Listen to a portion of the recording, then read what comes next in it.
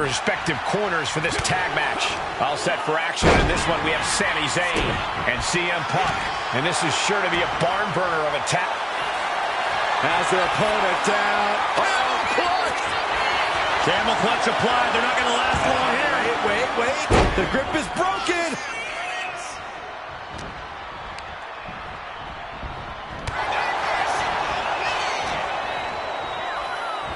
Connects on the Northern Lights. On a stop.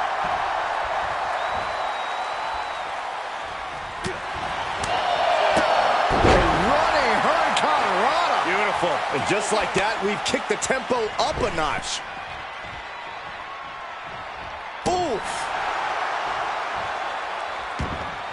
Producing a trampling. He might be getting up, but it doesn't look like it will be for long.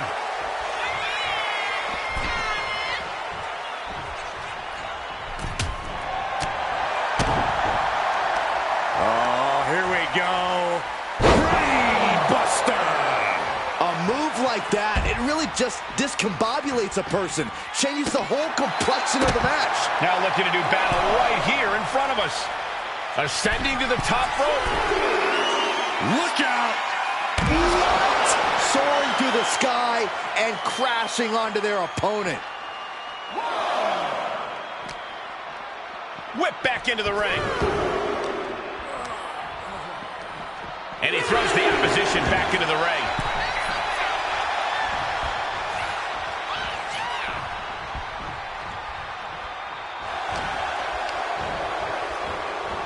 Hammerlock now, and a lariat. And he's tagging his partner in. Tag. Single leg drop kick caught him. Bam. Going to be agonizing for the arm. Oh, big mistake, and that error could be costly.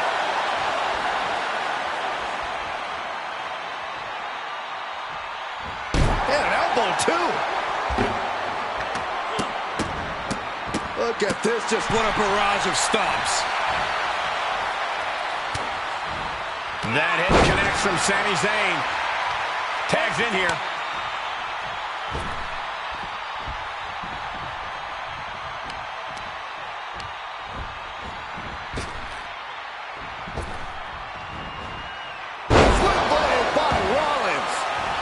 Didn't go as Seth designed. Spinning kick to the gut.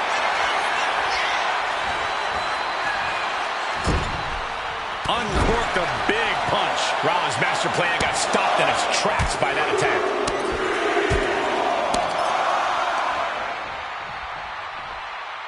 And driven down in a belt. Shoulders down. CM Punk might have him. He makes the save. Better late than never. Gosh, what impact!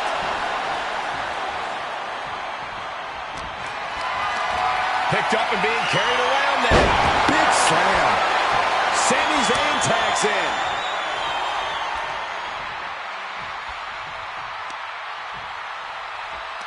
Ah, look at this, just cranking it out. Cranking the head. And a stomp to the gut, too.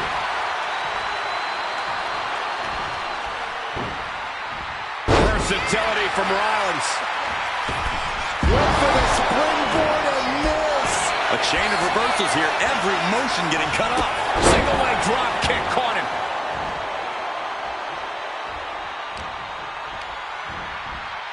Got him in the corner now. He's able to slip away from that. Stomping away, and then the knee right into the throat. Then a knee right to the throat.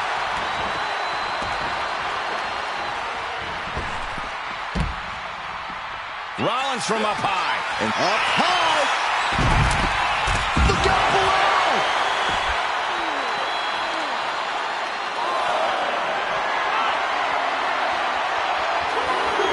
With the counter.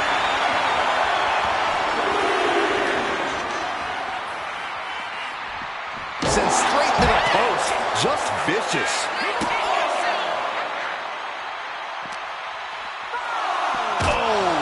crashing right into the ring post.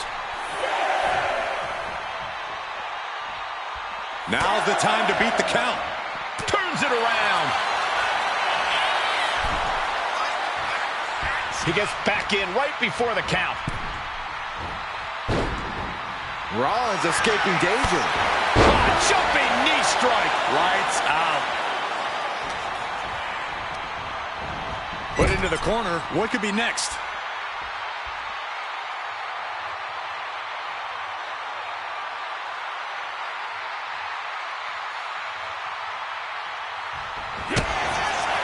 Rollins with an homage to the game. No, he's got him where he wants him. Here we go. Buckle bomb. Letting him get to a standing base. Moments away from having him exactly where he wants. Oh, man. And Zayn looking a bit worse for wear after being on the receiving end of that offense. Yeah, holding strong for... Schoolboy into the pin. Quick shoulder up. How does anyone have this much in them at this point? Man, what a punch. Uh-oh, sweet dreams coming. GTS. Seth's eyes look glazed over. Transitions to the cover. But is it enough? Shoulder up before three. Seth freaking Rollins with a close freaking call.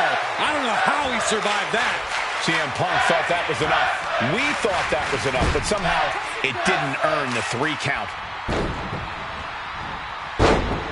Oh, man. That'll make your legs go numb.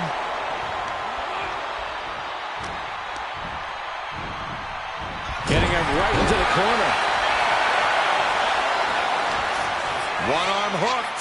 Face first. Driven down. You have to imagine we're hitting the late stages of this matchup. Who's going to dig deeper at this point? It might just take that extra push, that extra inch further to create the difference. Big boot. Vicious. Oh, my! You saw that being telegraphed. Finds a counter for Breaker. Big forearm. Each counter leaving these competitors at a stalemate.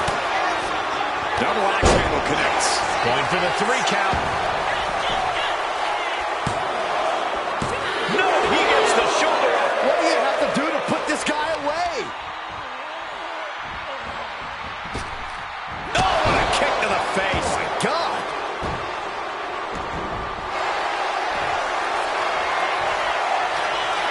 Ripping their opponent up from the canvas and locking in the torture rack submission. This is... He lets his opponent out of the submission. Yeah, but who knows what damage has been done. Ooh. Oh. Zayn able to adapt. The admiration for these superstars is echoing throughout this arena right now. And gets sent right into the... Oh, kick. It is over. No doubt, Sammy just ended this. The cover. But no, helping their teammate out there.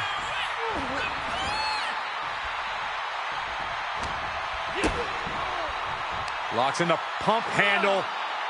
What the? Oh, my goodness.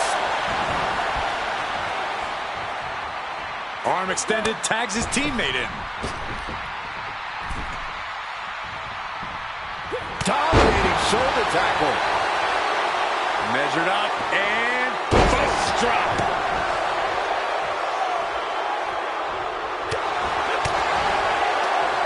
Nothing fancy here.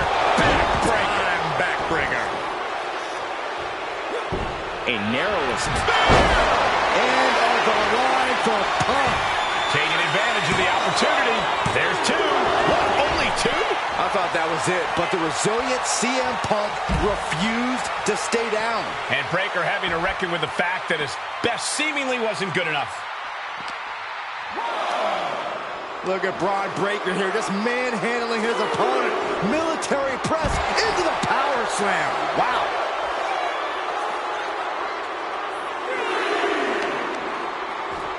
Just punched him right in the middle.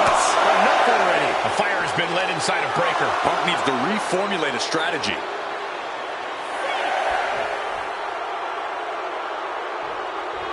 Just cranking the head. He doesn't have much time to get back in the ring. Into the chop block, a debilitating counter there.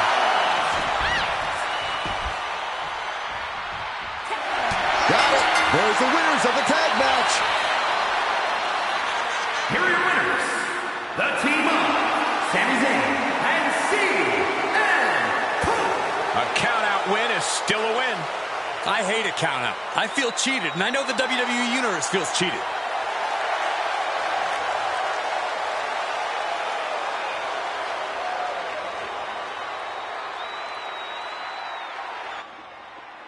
I finished my pre-stream ritual just in time to see Sami and CM Punk win. Nice. I finished my pre-stream ritual just in time.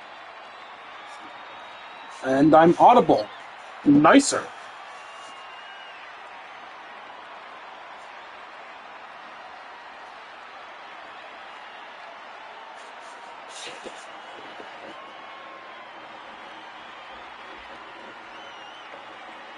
It still has the right audio on, yeah? Yeah. Cool, cool.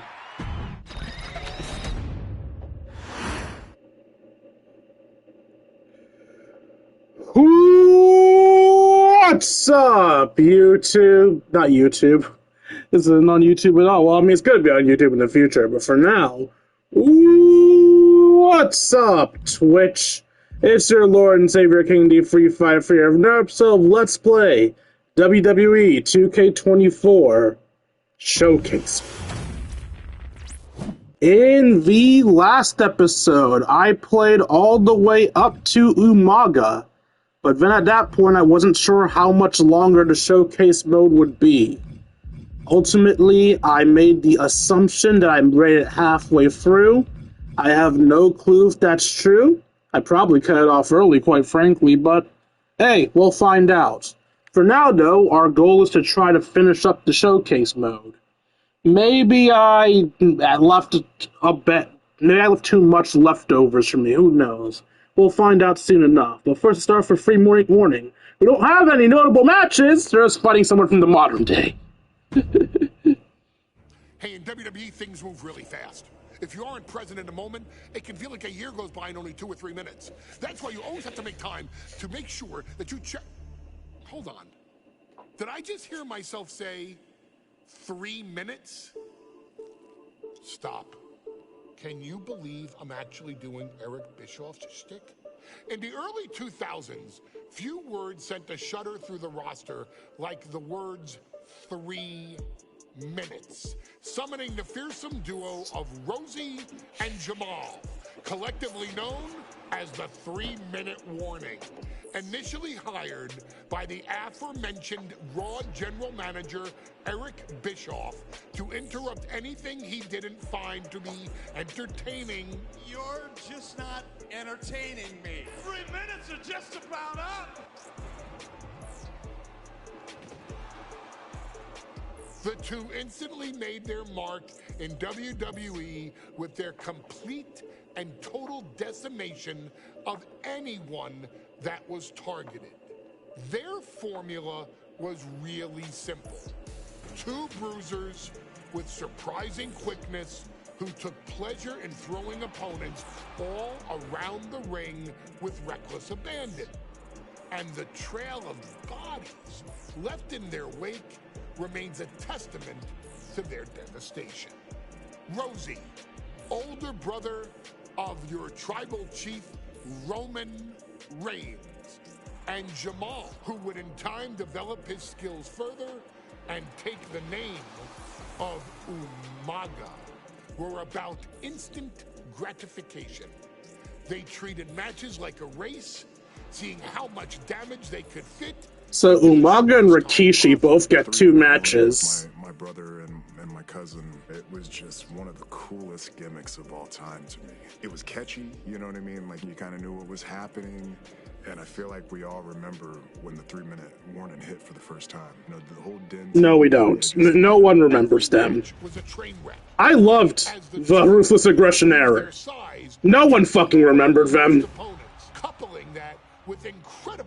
I'm surprised to see they even interacted with Goldberg. The hell? Maximum levels. That approach, maximizing damage while minimizing time, was a 3-minute warning signature. The team itself saw its run in WWE last for a little over a year, but in that time managed to make such an impression with the WWE Universe that it still resonates today. That's a lie. Stop lying. Anyone can make if they capitalize on their opportunities, as 3-minute warning did every single time. It was a short-lived gimmick, but it was a really cool gimmick, and I just think it shows the versatility of, hey, if you need us to go out there and tell you a Broadway story, I'll cover 2 hours if you like. But if you need us to come out in 3 minutes to make an impact, we can do that too. But you gotta be really good to be thrown in there with the very, very best in the industry. I'm getting all pumped and proud, you know, for my brother and my cousin right now, just thinking about it. Here in the WWE 2K25 showcase, we have selected another team that embodies the same mindset in Akam and Razor, the AOP. Similar to Jamal and Rosie, these two look to inflict the most pain in the most efficient manner. Like 3-minute warning, AOP happily dispatches when summoned. Like 3-minute warning, AOP features 2 Goliaths who will hurl your body from pillar to post before finally bringing it all to a most painful conclusion. It's up to you in this Extreme Rules contest to beat the AOP to the punch and showcase the Wrecking Crew approach that made 3-minute warning the premier bruiser squad in all of WWE. And don't worry, we will give you more than 3 minutes to make that fact perfectly clear. As a matter of fact, take your time and enjoy dishing out the punishment. Honestly, it would have been cool if they actually changed it up and instead of giving me a list of things to do, but just went, actually, fuck it. You have 3 minutes to kill them. Do it.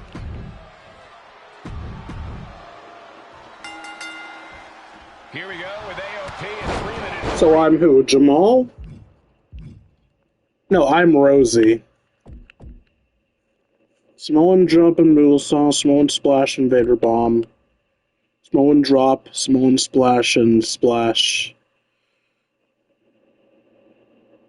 And Samoan driver. Going head-to-head. Okay, what's my requirements? You've got 3 minutes to cause moderate damage to the head, arm, torso of either Akam or Razor.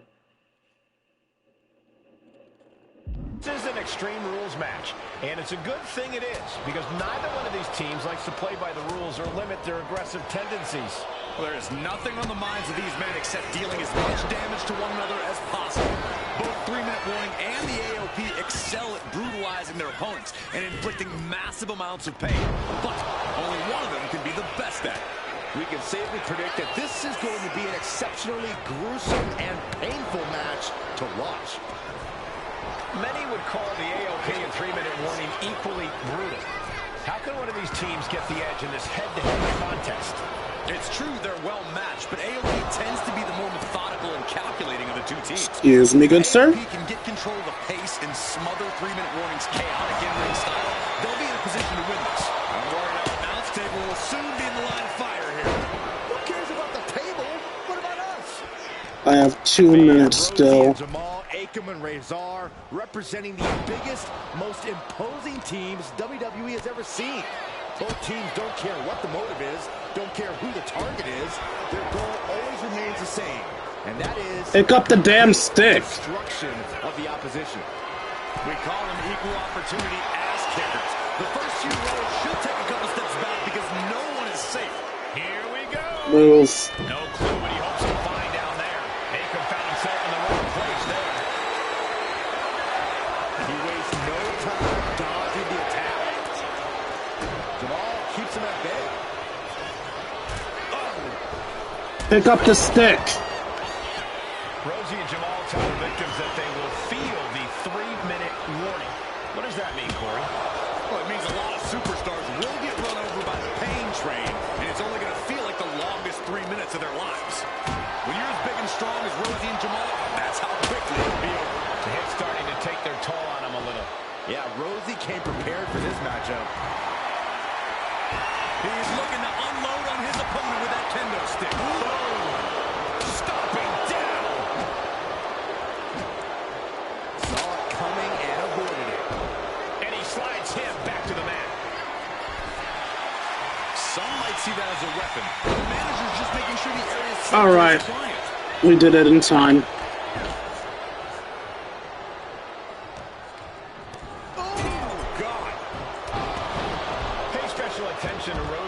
Matchup, 6'5". I don't know why I wasn't doing what I told myself to do. 4.8 seconds. This guy is a pure athlete.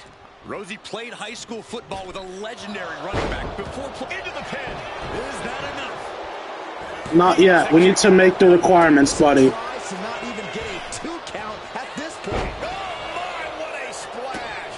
Looking for something, anything under the ring. He's thinking a steel chair just what he needs to wreak some havoc here. He's in a bit of agony now. Yeah, but no one has ever won an Extreme Rules match by playing it safe. From the top. Good Lord, taking flight. Watch for the hardcore style. Alright, Sky, hit the other one now. He'll make his way to the ring.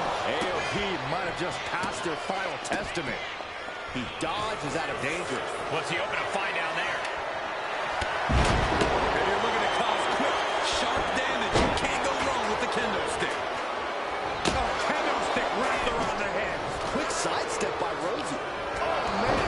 Jarring headbutt. Oh, a cheap shot right above the eye. And now headed to the... Okay, we got a time limit. Any finisher to either of them. The outside. Do I have finishers? I have a finisher. Get up. I don't know what his plans are with that table. From the heavens, splash from the top. Forget it. AOP just fell to their demise.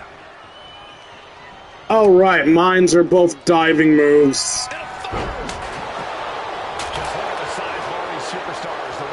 Get up, get up, get up. Drop the bombshell. No, get up.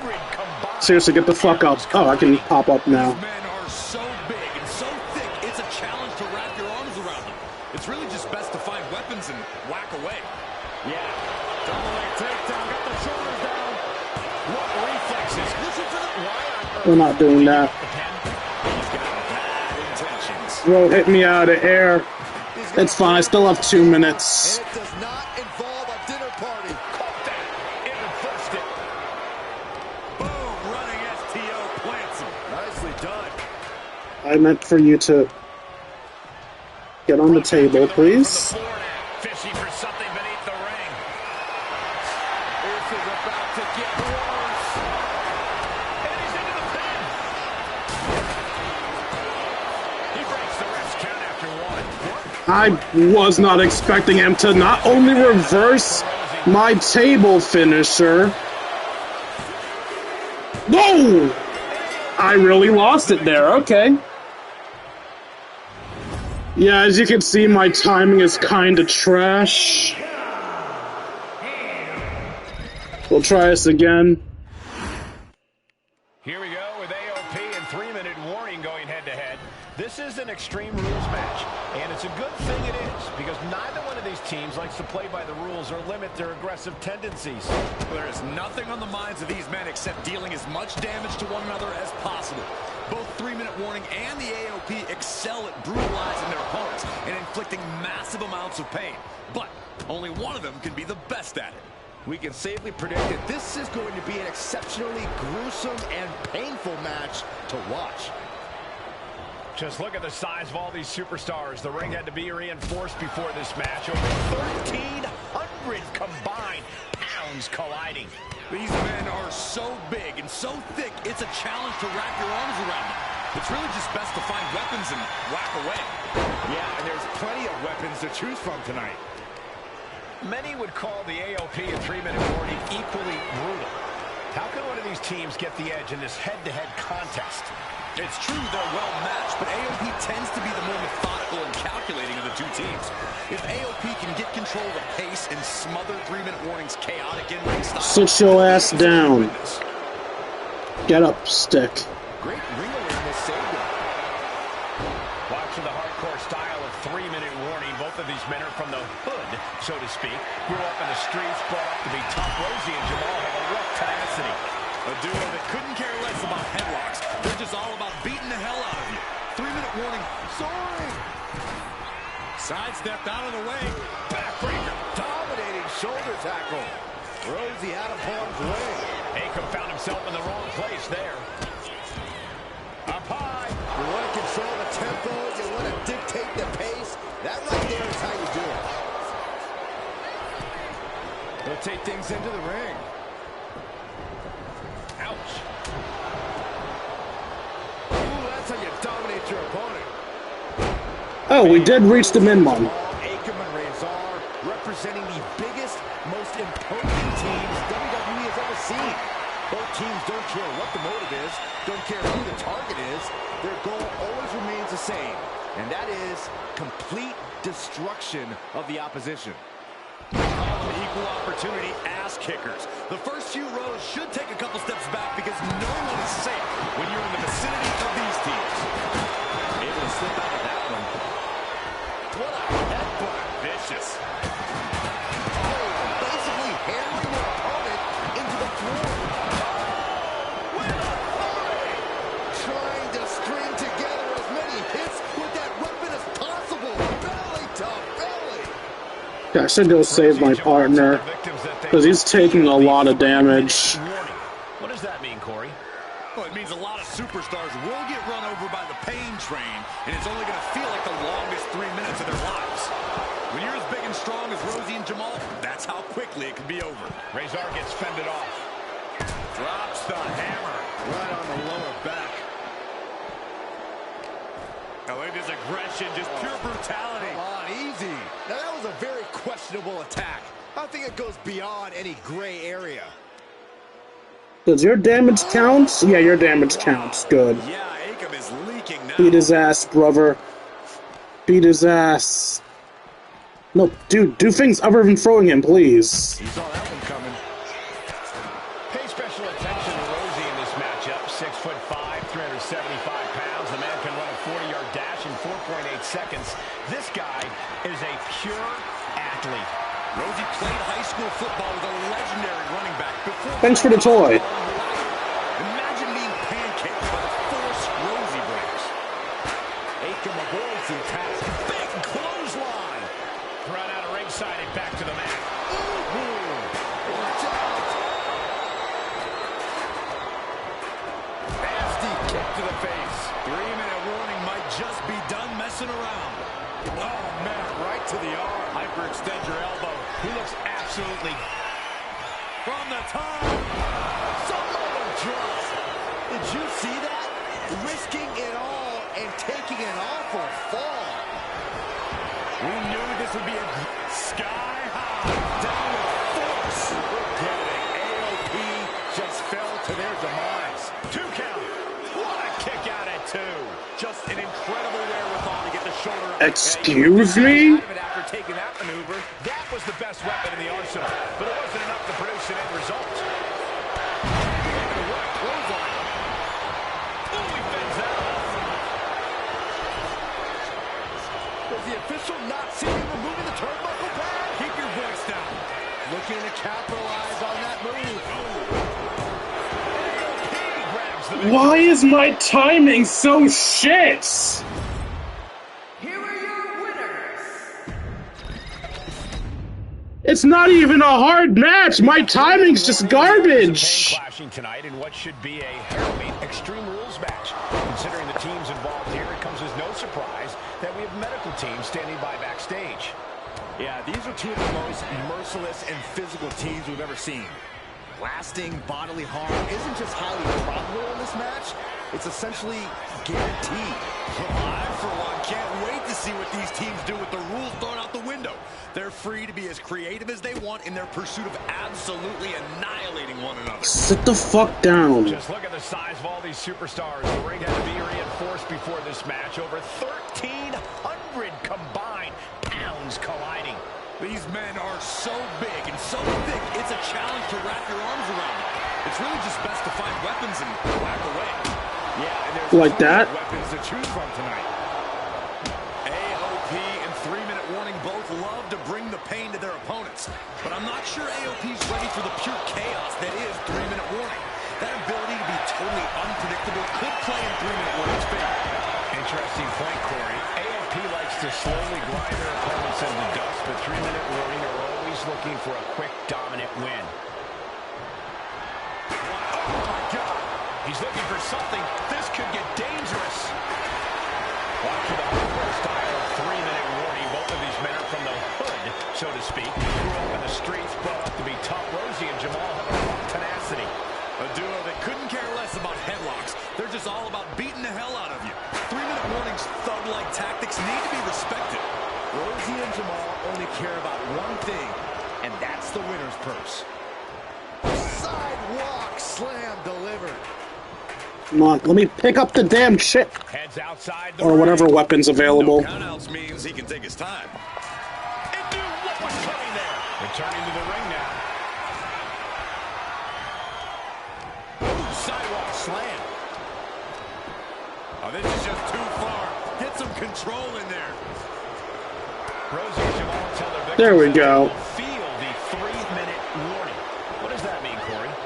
Well, Get off of him. Superstars will get run over by the pain train, and it's only going to feel like the longest 3 minutes of their lives. When you're as big Nope, and strong as you're Rosie not and Jamal, escaping. that's how quickly it can be over. He could be starting to really struggle in this match. This is what we expect out of Extreme Rules. No one is safe. He is looking to do some serious harm. You ever wonder just straight jumps? Why did I run the ropes that time? Double axe handle right on target.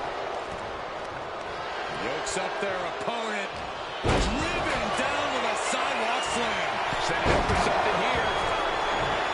And Rosie and Jamal, Akam and Razor They're representing just in time. opposing teams WWE has ever seen. God, how long is this damn distraction? Don't care who the target is, their goal always remains the same, and that is on the apron. Oh, he saw it coming. Now clearing the announce desk, this isn't going to end well. Wicked kick to the face. Forget it. AOP just fell to their demise. Showing off their deadlifting prowess and just Tossing them aside. Rosie shutting the door right now. No, stops the count at 2. Obviously still has some fight left. Oh, man. Razor took his head off. Pay special attention to Rosie in this match. Going for the cover. He might just have it. Makes the save, and they continue this match. wrenching the arm. Oh my God, you old farts. Jamal on the receiving end. Look out! Launched into a German suplex. And he's clearly on his last legs now. And his body has to be in extreme amounts of pain right now. This is why it's... This could be the end of the night for Rosie. Looking for the pin. No, he beats the count. Oh, I thought that was game over. Pure guts to kick out there. Listen, that should have ended things. And look at his face. At this point, you have to believe he's losing some faith in himself. We knew this would be a grueling and punishing match, but AOP Get back, get are exceeding all expectations. I'm running out of time. He slides into the ring. And he's leaving the ring for the moment. That's using your head. Razor now starting to bleed. Clawing at the opponent's face. 3-minute warning might just be done messing around. 2. No! Just got the shoulder up. This match is getting pushed beyond the normal limits. I have too much health. Goodness gracious. I need less health so I can get my rage going. We only have 40 seconds left. My God, what a striking display. This is a whole new level of chaos and brutality. 3-minute No, get back, motherfucker! Just keep upping the ante on each other. And he's distracting me again. Alright. Looking to explore things ringside now. Ooh, flipped right into the post.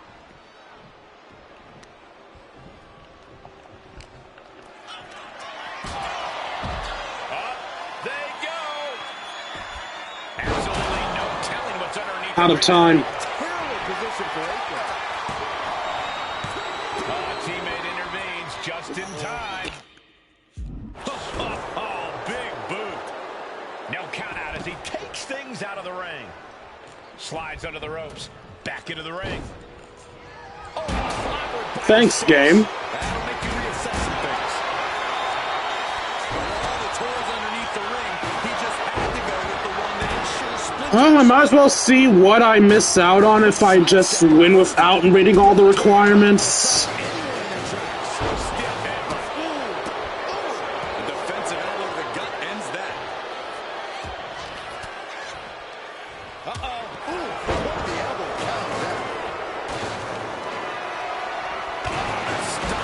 Jamal changes the direction of that one. Puts their opponent's legs and just Alley-oop. Rosie needs to get his wits about him fast. Reversal. And that turns things around. Headbutt.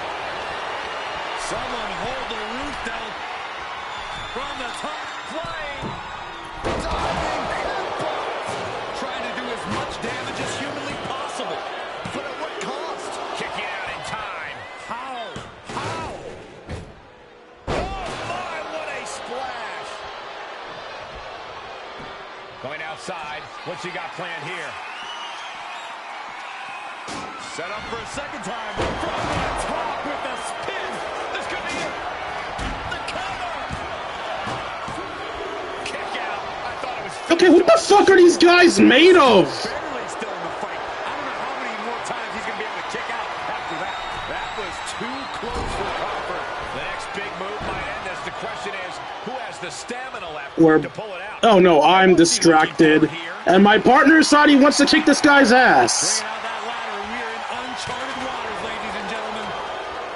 Tossed back into the ring. Good defense there. Paul Ellering, you're the most annoying human being on earth, I swear to God. He's about to do it. He's about to do it again. Just take a look at the WWE Universe. They know there is no better place to be than right here, right now. Gets out of the ring. What's going to happen now?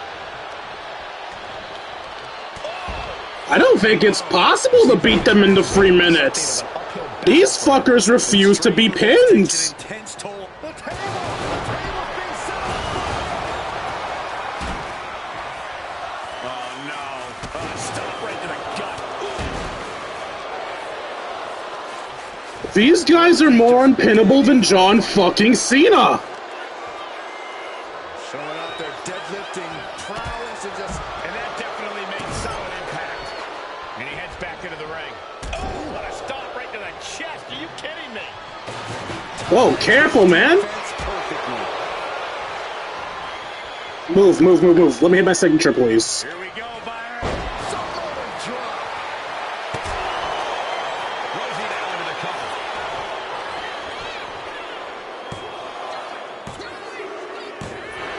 Rosie and Jamal survive Extreme Rules. You guys are the most unkillable fucks ever.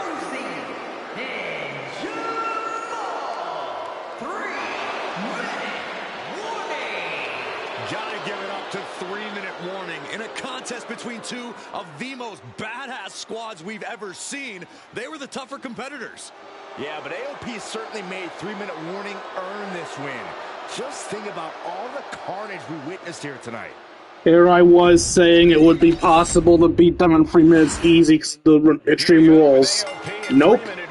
Alright, let's do this with all the things done, because I don't do the things in half measures. Get off of him. Partner, please hit him. Damn it, partner, stop making me have to save you. Get off of him. Get off of him. I can't cancel his moves? Only one of them can be the best at it. We can safely predict that this is going to be an exceptionally gruesome and painful match to watch. Oh, but he can stop me. Attention to Rosie in this matchup. 6'5", 375 pounds. The man can run a 40-yard dash in 4.8 seconds. This guy is a pure athlete. Why would you go for a table? That's not helpful. College ball in Hawaii. Imagine being pancaked by the force Rosie brings.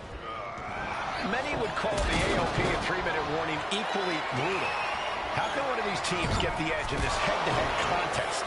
It's true they're well matched, but AOP tends to be the more methodical and calculating of the two teams. If AOP can get control of the pace and smother 3-minute warning's chaotic in-ring style, they'll be in a position to win this. Snake eyes! Back to the hardcore style of 3 Get up, get up, get up. Drop the bombshell. Stop that. Chair. No. A duo that couldn't care less about headlocks. They're just all about beating the hell out of you.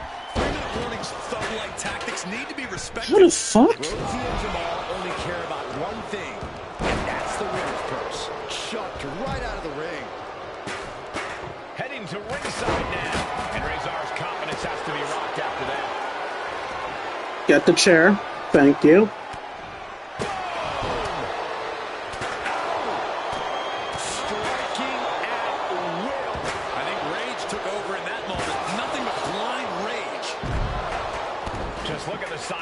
Superstars. The ring had to be reinforced before this match. Over 1,300 combined. I have a minute left to get his body orange. So big and so thick, it's a challenge to wrap your arms around it.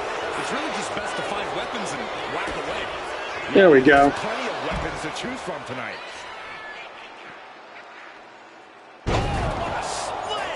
Planted him. He's finding himself in some territory he does not want to be in. This might be the end here. Staying in this one.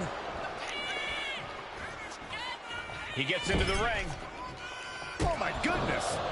And able to beat Jamal to the punch. Man, Rosie and Jamal, Aiken and Razor, representing the biggest, most imposing teams WWE has ever seen. Both teams don't care what the motive is, don't care who the target is.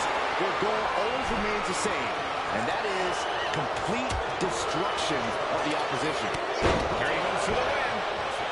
And that'll take a bit of a fight out of Aiken. Yeah, Rosie delivering the pain. He clearly has no intention of staying down. This is just nasty. Oh, and his aggression, just pure brutality. Come on, easy. Prime example of working smarter, not harder. That's what I say. Menace to knock all the wind out of you. I lost track of who's Aiken and who's Razor.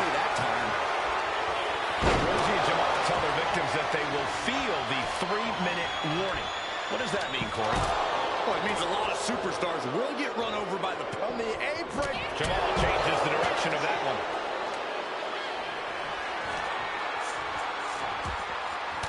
He's leaving the ring now. No countouts to worry about. Here we go, Byron. Samoan drop. Look at this. This can't be good. Big forearm. Ooh, merciless looking blow. Okay, you're the one I need to beat the shit out of for a sec. Plenty of big attacks. Extreme Rules takes an intense toll on the body. The longer this match goes, the worse it gets. Razor avoids that one. Big splash. And he tosses it back in now. Saw it coming. And counters it. And it's time to play the game, as they say, with this sledgehammer. And that was a precisely measured attack. This match has to be close to an end. It's time to catch that second, maybe even third wind. T-bone into a power slam. Impressive. Immediate cover after the impact. And still in this. There's some shock in the arena after that kick out. Big splash. Sliding into the ring now. Hey, look, there's another one. Fires back with a crucial elbow. Stiff headbutt. Wow. Yeah, Akam is leaking now. Blast off. Ooh. Popped up into the Samoan. Pins the shoulders down. What? No, get back in the ring. He's changing his mind. Going for something different now. Look out. Oh, he paid for that high risk. Of course. Running FTO plants him. Nicely done.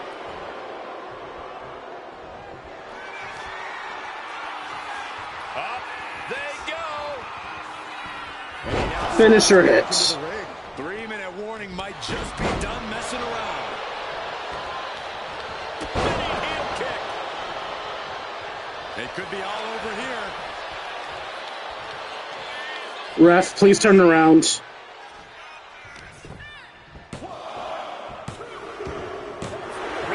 There we go. Extreme Rules. Here are your winners, Rosie and Jamal. 3-minute warning. Gotta give it up to 3-minute warning. In a contest between two of the most badass squads we've ever seen, they were the tougher competitors. Yeah, but AOP Took me 20 minutes to get that done. This win. Just think about all the carnage we witnessed here tonight. Oh, cool, a bots. And it's doing that dumb thing where it's not letting me block them. I don't understand why it does this sometimes. What makes you decide when I can and can't block the bots? Hey man, you can talk while I try to figure this out. We've come to the part of the showcase where we get to talk about Tamina. Ever since walking in WWE, shoulder to shoulder with the Usos, Tamina's alliance with this dynasty has never been in question. I remember watching Monday Night Raw and I seen Tamina debut with my brothers. It was a pretty cool, dynamic, right? Two of my brothers and Tamina. Together, Tamina and the Usos helped each other navigate through a trial-filled first year in WWE, making sure they all survived together. In later years, Tamina has formed alliances with both Naomi and Nia Jax, honoring this family's connection. While Tamina has looked to create her own name in the industry, she has never missed a chance to acknowledge her place in this family either. Trained by Afa and Sikoa. Does Tamina even have a big match to do? Tamina was instilled with the same Tag Team Championship win's the only big win I can think of. member of this family to wrestling glory. Her in-ring approach is similar to many in the bloodline. Quick striking. Oh, or they're gonna try to make us win a women's championship match she lost. As capable with a super kick or a big splash as anyone else, Tamina has maintained a remarkable level of success in her WWE career. Please stop lying. A constant contender, Tamina has competed for the Women's Championship on many occasions. She's also held the Women's Tag Team Championships along with 9 separate reigns as the 24/7 champion. She must be so proud. Has proven capable in any environment against any opponent. Tamina is always the perfect test for a rising contender. Defeating Tamina proves that you're at the top of your game, and she will always expose those who aren't quite ready yet. Taking her lightly is the easiest way to book your visit to the local medical facility. Tamina has taken part in many memorable moments, but in the 2K25 showcase, we're going to give you the chance to make Okay, so we're gonna win for many women's championship matches he lost. Oh, fuck no! People would walk out victorious after letting someone else do all the work. No! Don't make me do Money in the Bank! Natalya and Charlotte Flair were all robbed of a great opportunity that night by Please, Carmello. no. So this is your chance No! to make it right. Showcase Tamina's grit and take out the other 4 ladies in this ladder match. Thank you for the raid, Miss Wagner. First ever winner of the women's Money in the Bank. Carmella might still sneak out God the win, damn it. but if she does, she's doing it on her own because we're not allowing anyone else. I'm doing good. Just finishing up the W2K24 showcase mode. Our showcase. Just unluckily for me, I have to do my least favorite match now, so that'll be great. Because everybody wants a match where everyone and their mother can interrupt you doing the longest fucking animation in the history of ever. This won't be painful at all.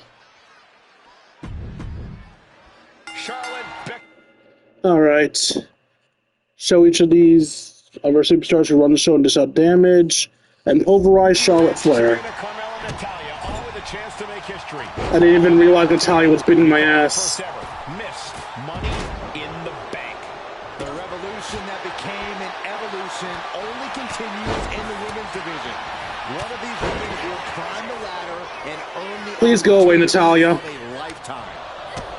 Remember the first woman to climb the ladder. Okay. I comboed Charlotte. No countouts, no disqualifications in the... Get Becky in the corner and smash her with a heavy combo attack. Wait, what? No, heavy corner attack. Everybody is coming in with a different strategy, but remaining close is the key. Luck is going to play a Please part, don't. but you'll increase your odds if you stay close to a ladder and close to the briefcase. No safe haven in this match. These ladders can be your best friend. I'm gonna need you to fuck off because I need to do shit to Becky. And I can't have you getting in the way. And Becky left. There is no room for friends when history is being made. Not when you can go down in the record books as the first Miss Money in the Bank. In the corner, Becky. She is taken into the corner. And no more reversaling. Thank you. Mudhole stomping. You can feel the resistance. Stop that. with each stomp there. What's up, D? What kind of match is this? Money in the Bank ladder match. The first person to climb up and grab the briefcase wins. Needless to say, with so many people in the match, it gets very annoying very fast, because there's a lot of people to interrupt you. Carry Carmella, then hit her with a heavy attack. Okay? That's not Carmella, that is Charlotte's. Charlotte, I'm sorry, go away. A contract that can change lives hanging above the ring. Probably the most profitable opportunity in our sport. 15 out of 17 superstars has successfully cashed in. Nope, not letting that happen. A surprise cash-in has only failed once, and the other failed cash-in was alluded to a week I was gonna ask online, but I see you paused it. Correct, I'm doing showcase mode as the title of the video states. So I'm doing the bloodline mode, we're doing different matches from different people from the Anawahi family. Why did you throw a chair at me, you dumb bitch? Do you want to lose the match? Toughness certainly got tested by that hit. beautiful finals carry takedown. LMAO, I didn't even see that, my bad. It's all good, man. And looking at the playing field, the majority of these women love to Okay, there we go. offense to put opponents away. Don't reversal. Thank you. These women should not shy away from using the biggest weapons in their arsenal. We've heard Becky say she was going to rip arms off tonight. You can't exactly climb a ladder with no arms.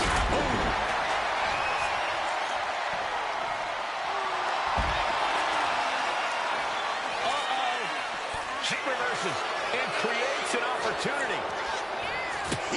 I swear to God, when I have to grab the briefcase, it's like, you have 1 minute to this. I will When you and Charlotte Flair are both standing in the ring, wipe that smirk off face of one of your running attacks.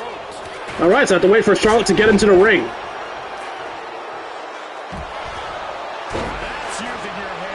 I didn't hate these match type already enough. Now I have to wait for everyone to get in position for me to do shit. Charlotte, please come in the ring. No, that's Natalya.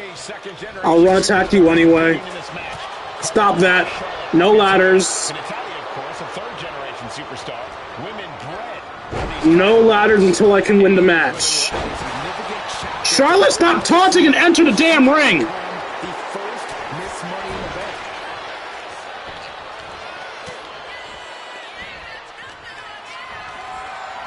We're gonna have game nights where we connect on Parsec and play ladder matches, tag matches, rumbles, royals.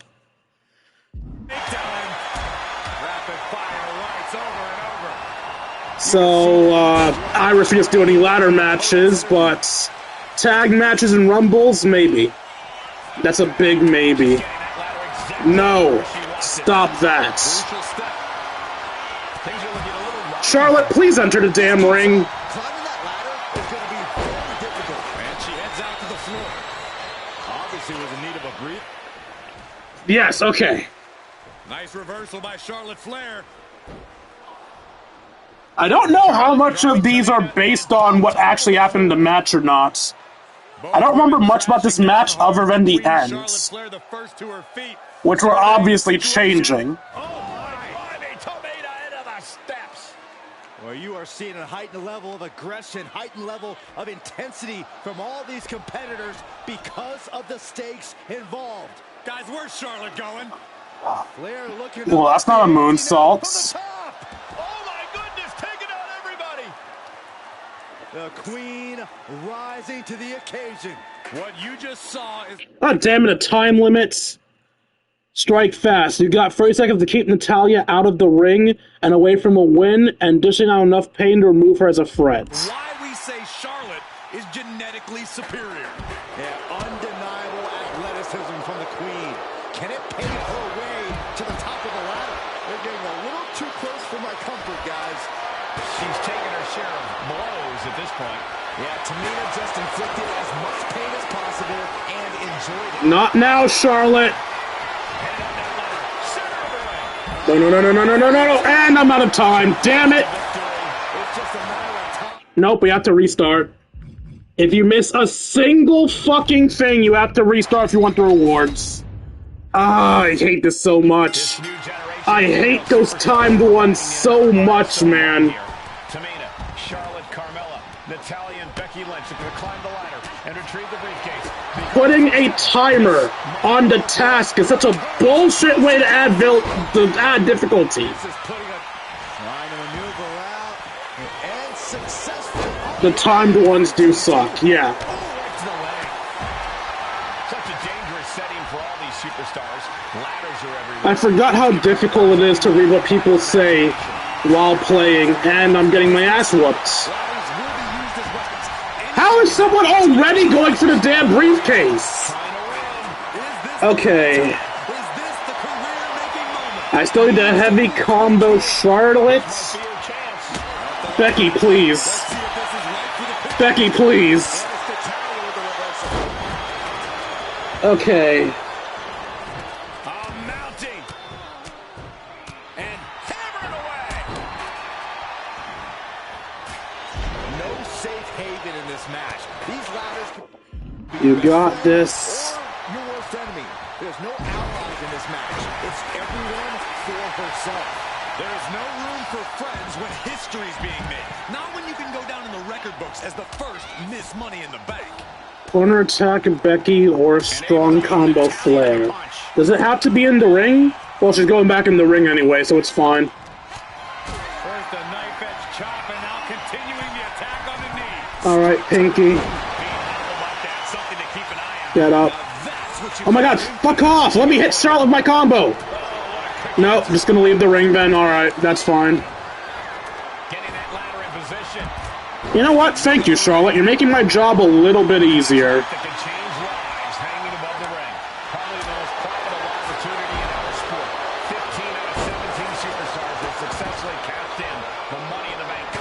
Y'all fight, leave me alone. Nope, got taken out immediately.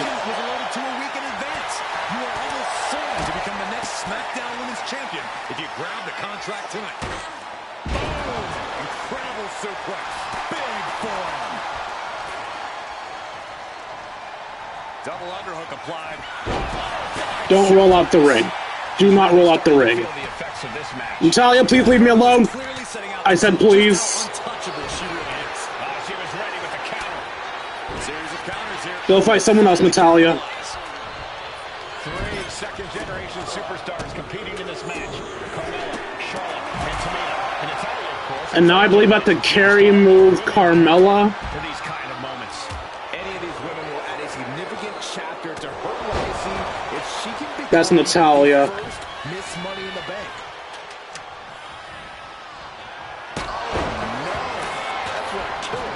Readjusting the furniture. We know how this ends. And she's positioning the ladder perfectly in the center of the ring there. Quick thinking from Tamina. And heavy hands to follow.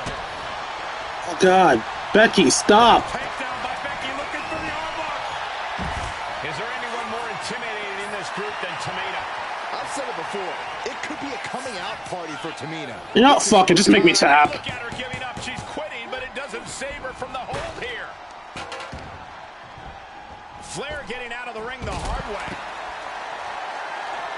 Center of the ring. Perfect ladder positioning and placement here. He lost some of her stamina at this stage. And all of this pain and discomfort will make ascending a ladder very challenging. Becky with history in her hands. St. Louis behind Becky now. Oh, strong impact.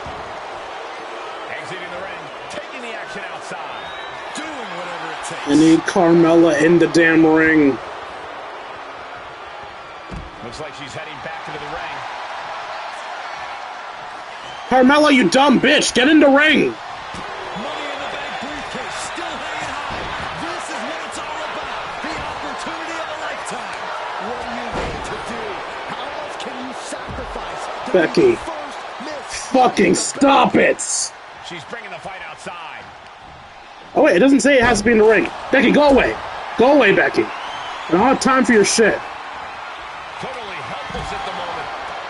She's set the ladder up dead center. Her eyes are on the prize now. Climbing up, but is there enough time? Get down, Charlotte. Gonna try and unhook it now. Victory is literally within reach. This is dangerous. This is fronting. Oh my God! Shoves it away to create some needed space here. Oh my God, a clothesline.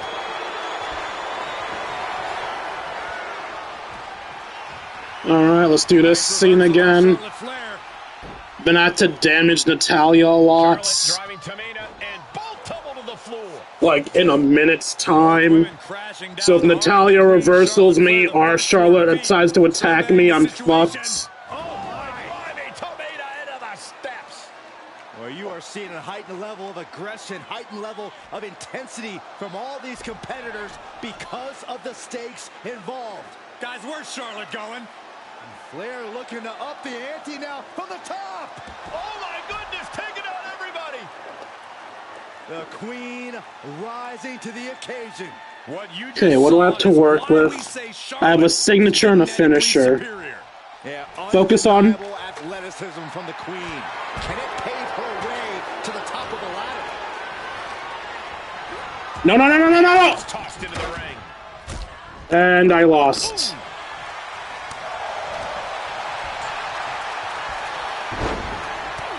And Carmello with a takedown, looking for cone of silence. Nope, doesn't count. Alright, restarting again. Fuck me. This new generation of female superstars are providing yet another milestone moment here.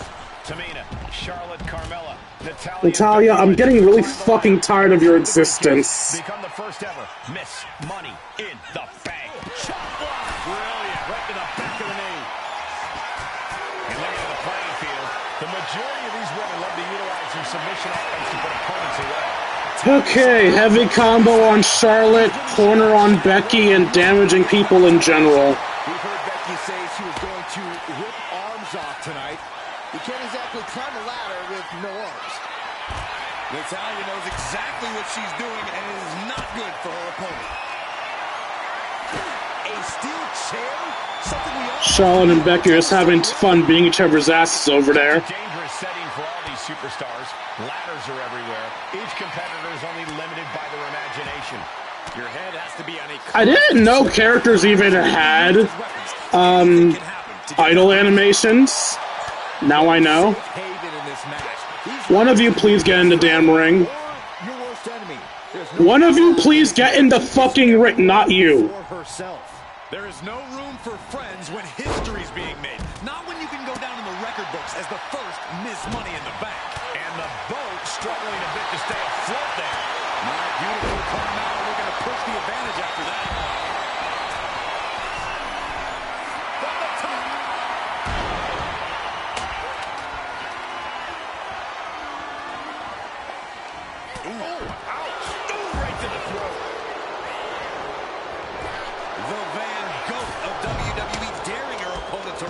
Motherfucker! Fends off the attack with an elbow. A contract that can change lives hanging above the ring. Probably the most profitable opportunity in our sport. 15 out of 17 superstars that successfully cashed. Charlotte, don't you dare interrupt. Charlotte, fuck off. Has only failed once. From the top. Look at this. She's going for her destiny, guys. Get up. Get in the corner. Don't you dare counter this. Thank you. That was a showing of control and aggression. Something they'll want to keep up. Tamina not caring that Becky's a fan favorite. The crowd's adulation is meaningless. All that matters is the contract suspended above the ring. Tamina's been showing so much dominance in this match. 3 second-generation superstars competing in this match. Carmello, Charlotte, and Tamina. And Natalya, of course, a third-generation superstar. Women bred for these kind of moments. Any of these women will add a significant chapter to her legacy if she can become the first Money in the Bank. Now I just need to do the running into Charlotte, and now I just have to do the stupid Natalya thing again. Alright, what is my outside of the ring finisher? Tidal wave side. Alright, understood. Get the fuck off of me, Becky. Get the fuck off of me, Natty. Oh my god! I just need to run into Charlotte. Is there anyone more intimidating in this group than Tamina? And Charlotte's out of the ring. Of course she is. Coming out party for Tamina. This is her time to live up to her family's legacy.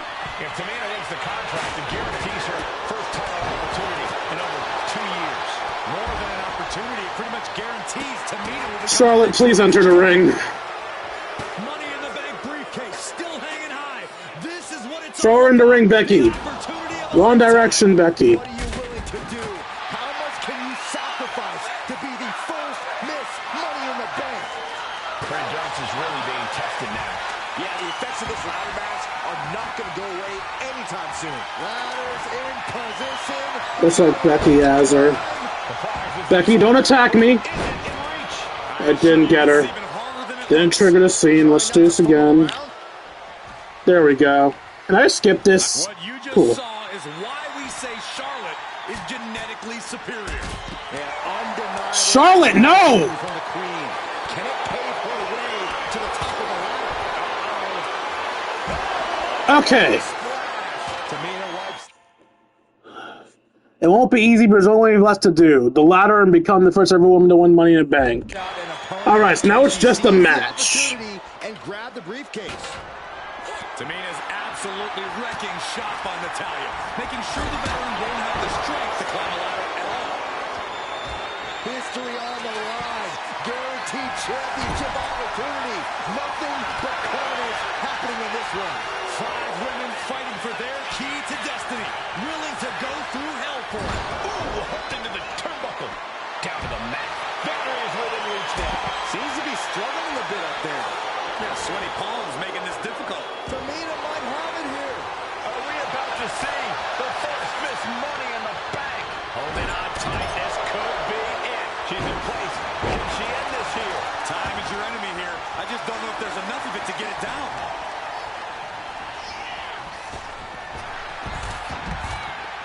She's taking Are you leaving? Heading back to the ring. What are you guys doing? Oh, dragon screw ankle breaker.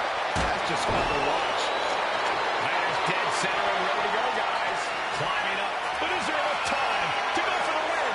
This is the chance. Could be the only one. This is a risky play, but could be the only opportunity all match. The prize is within reach. Struggling a bit here to get it down. Danger growing with every second. Good grief. That's a chop that'll wake you up. Oh, jaw shatter. Then now to Tamina. Charlotte Flair. The first step is the figure 4. And Charlotte now bridging up. Let's go over submission hold. Not sure what she's got planned here. Ladder set right in the middle of the ring. Starts to climb, but needs to move quickly. At the top, something major's about to go down. Oh, man. Did you hear the snap of the kendo stick? My only finisher is the Superfly Splash, right? Yeah. So that finisher is only good for trying to speed up my pull down of the title.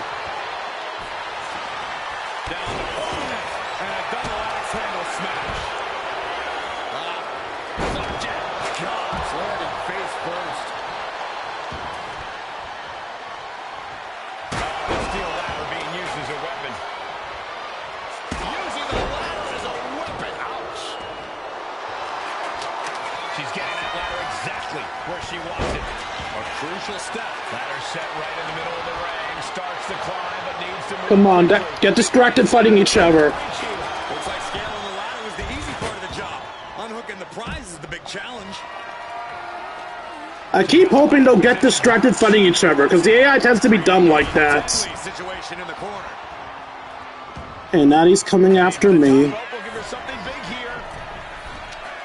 Natty isn't coming after me? I'm looking the wrong way. No, we are not doing the submission bullshit.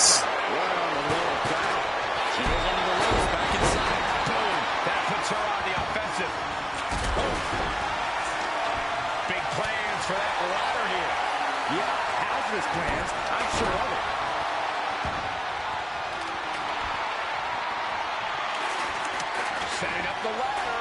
This could be it.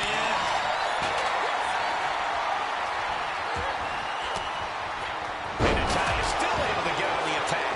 Now Becky's showing off that toughness, but for how much longer?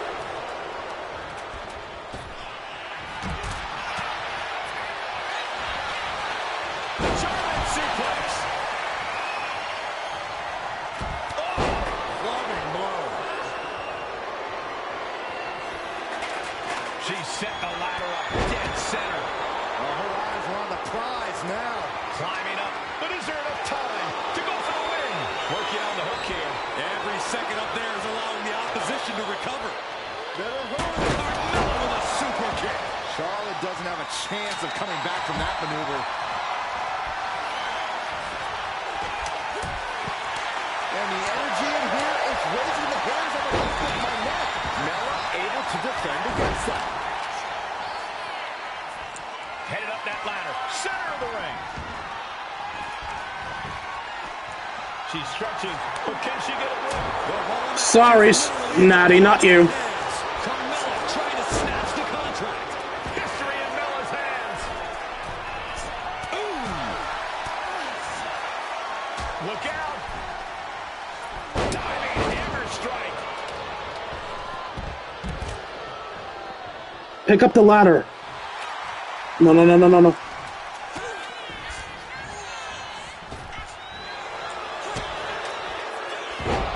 Oh no. Okay, good, yes, lean it against there. Okay. I have 2 finishers. I can speed up my pull down greatly. I just need the opportunity to climb. If I can get the opportunity to climb, I win this. I just need an opening. Headed to the outside. No. Fuck.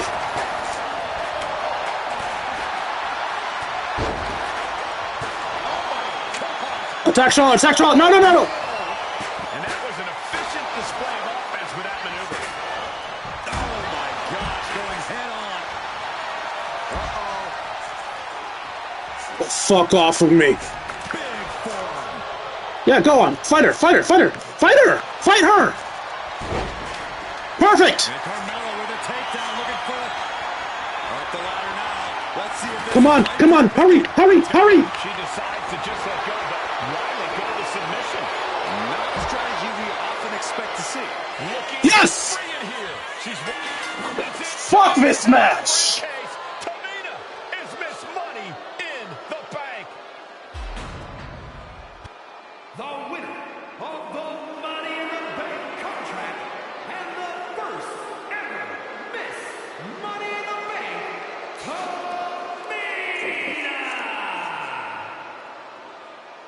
Anybody who thought it was okay to make me do a Money in the Bank ladder match, go fuck yourself.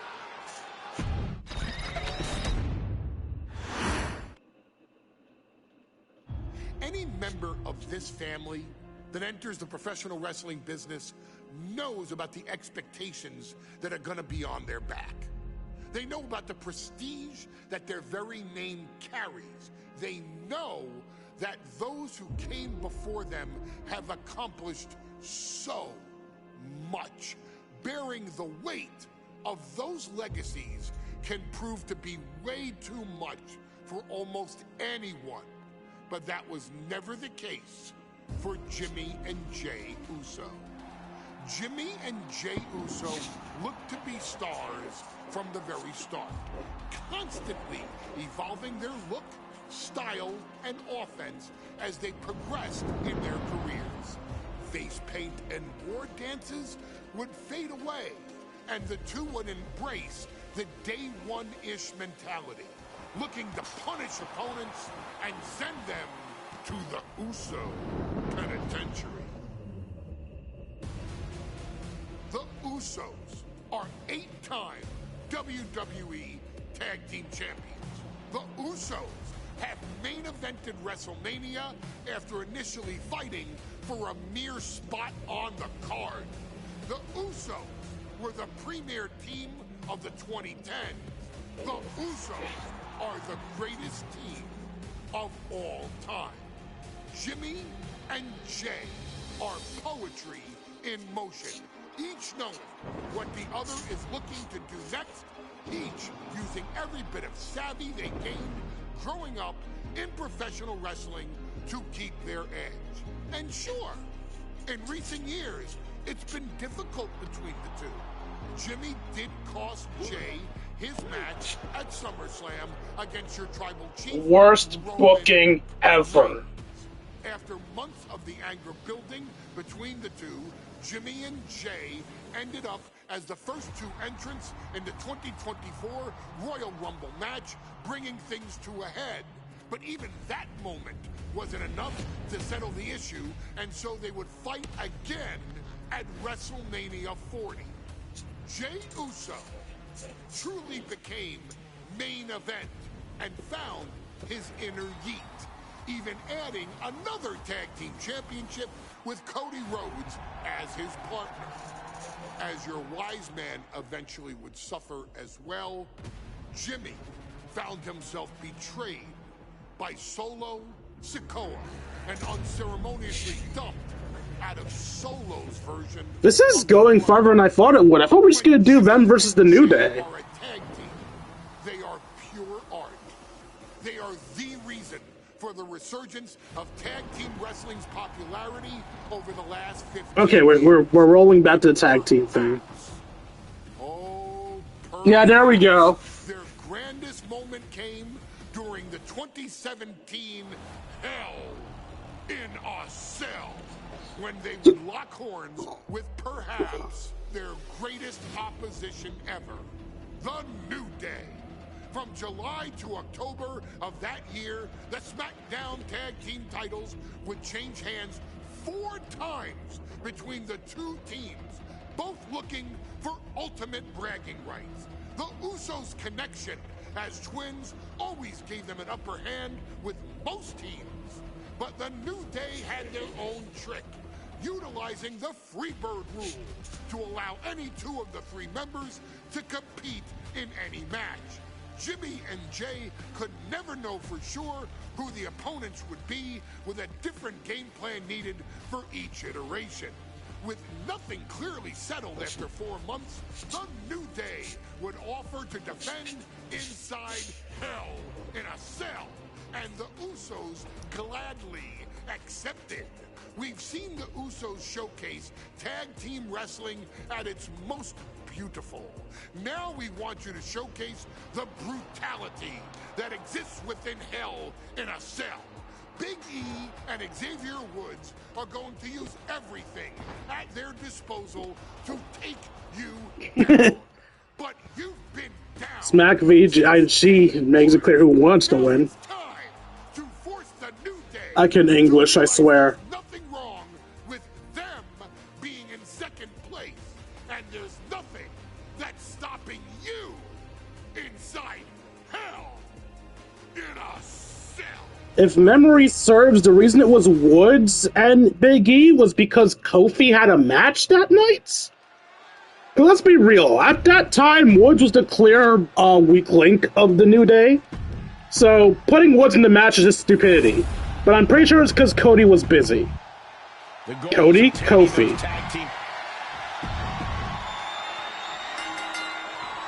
Remember, this match is under Tornado Tag Team. Time really? Opponent taunt. Okay. It's a 2-on-2 match where the pinfall submission has to happen inside the ring. In the Hell in a Cell. No tag. Okay, enough showing off. It's time for Hell in a Cell. Grab a weapon to connect to free attacks. You got it. I didn't mean to go up top. Alright, whatever. It's not every day you get to see a manager outside of the cell. Can I target? I can target Kofi. Perhaps looking for some kind of equal belly takedown. Gonna stack them up here. It's fine. He'll kick out. Kick out, referee right on top of the action. Channeling his energy to stay in this matchup. New Day refer to this as their power lineup, but having Big E involved in there with Xavier Woods. Big E, the obvious powerhouse of the group. Woods has that blend of speed and power. The challenger is going for it. Rep took the brunt of that one, and the champ doesn't even let the count start. Not even a near fall there. Corey, for as entertaining as the New Day are, they can scrap with the best of them. Remember that. Look, don't let the bootios and trombones fool you. New Day can get down and dirty, especially when they have the Usos pushing. Okay, what's my thing now? Signature. Wait, signature comeback? No, signature super kick. All-out brawl tonight.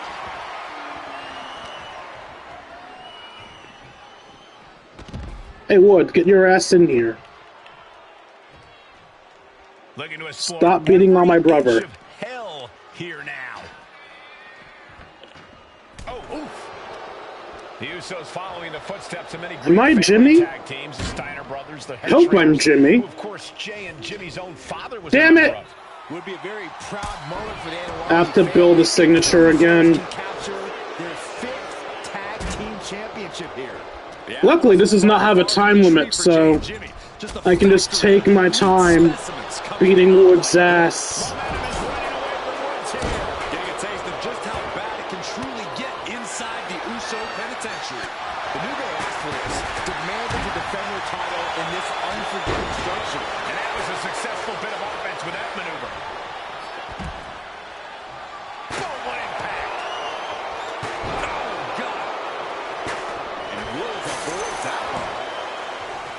The Usos and the New Day have had such... Actually, I think about it. No, it does have to be the signature. It can't just be a regular super kick. You can just look at I know I have a regular version of the super kick. It tells you these are the 2 best teams the WWE Get him. has had in a long time. And while I Get do his believe ass. there's an underlying mutual respect, we won't Brother, be seeing no. tonight because these are 2 very proud teams who feel incomplete without the championships around. Oh, look at this. An inverted scoop slam. comfort, no mercy inside the cell. It's only going to get worse. The champ is starting to suffer. And seeing that you're surrounded by the steel cell can't be adding any comfort. There we go. Good, no time limit. As Jey Uso bring the fight to Big E. I'm currently Jimmy's had to switch to Jey. No, stop that. Who's distracting me? This matchup going. Elbow drop. All the talking we've heard leading into this match. We've heard the Usos call the New Day, quote, 3 clappers on a tricycle. Look, the Usos love the trash talk, but they deliver. And don't act like the New Day don't throw verbal jabs either. We had Big E earlier saying how he's going to drop some gloom and doom of biblical proportions. A prophecy Big E is fully capable of. Oh, I thought I switched to the other Uso. Alright, what am I doing to Big E?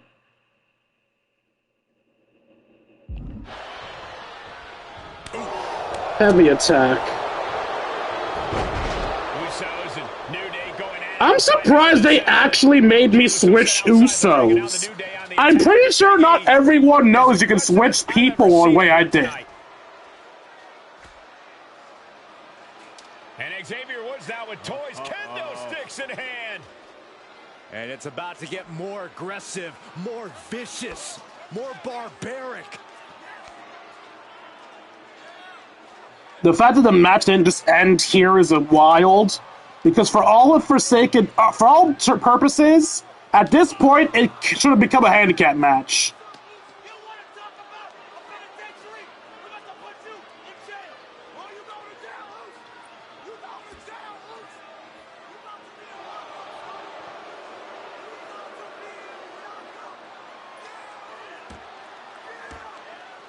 I've never seen this vicious of a side from the New Day. It's what Hell in a Cell does to you. Why are you punching him? Hit him with the fucking kendo! Oh, now with the kendo sticks, Xavier Woods unloading. Now it's a handicap match. Both of you go kill Jimmy and win. What are you doing? Well, you're saying it, Byron. Hell in a Cell makes you do some awful things. Just attempting to survive, attempting to win. Do whatever you want. Punish however you want. Right now, that's what the hell? Ref, what are you doing? That is so not fair. It's a no disqualification match. What are you doing helping him? In one of the most insane environments in WWE today. That is some bona fide bullshit. They wanted to use Uso penitentiary, so show them what it's like with 5 more attacks of any weapon. Pretty cool if you picked up a chair and threw it at Xavier or Big E. Neither one has a time limit. Well, no time to be a jovial bunch. Oh, I'm on the outside. Tonight, it's not about entertaining. It's about putting your sworn enemy to rest for good. He's able to avoid heavy contact.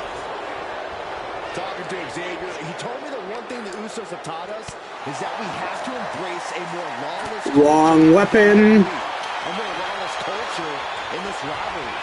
And that could be the reason the New Day chose to have this match in the Hell in a Cell. It's been such a chaotic rivalry. Therefore, only this kind of lawless match could finally put an end to it for good. Great job anticipating Jimmy. And the champ's in really rough shape now. Yeah, he's absolutely in danger of losing it all here. Yep, but motherfucker. Whatever. There's no time limits. This is fine. If there was a time limit, I would be infuriated. Thanks. Thanks, game. Really appreciate you, game.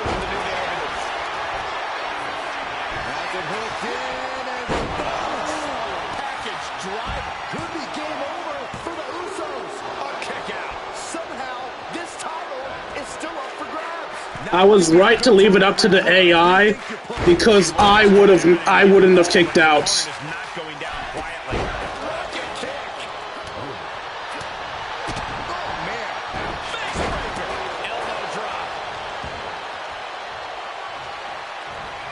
avoid that. Get your ass down.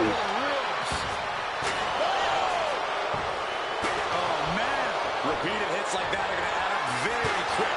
Plenty of damage being dealt here. Come on, stop this. Just don't. Big E with the big ending. The New Day might be on the verge of retaining. Xavier Woods. And now he gets back into the ring. And right away into the pin. 2 count. No, kick out at 2. What a match. Looking for something big here.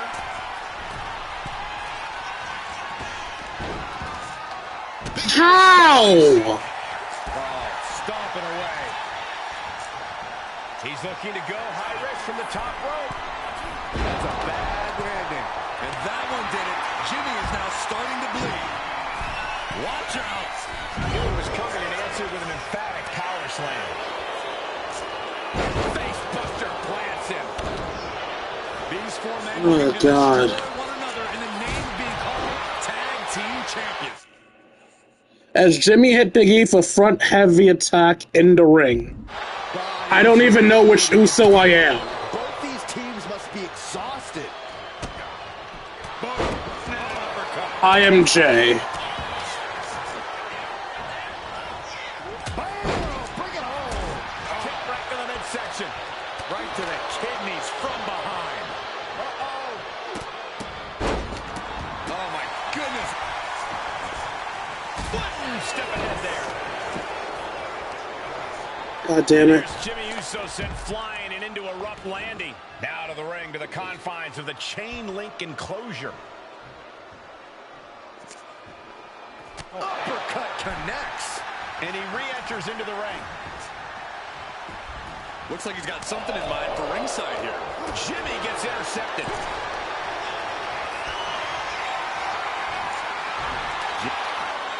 Okay. And Jimmy and Big E slugging it out middle of the ring.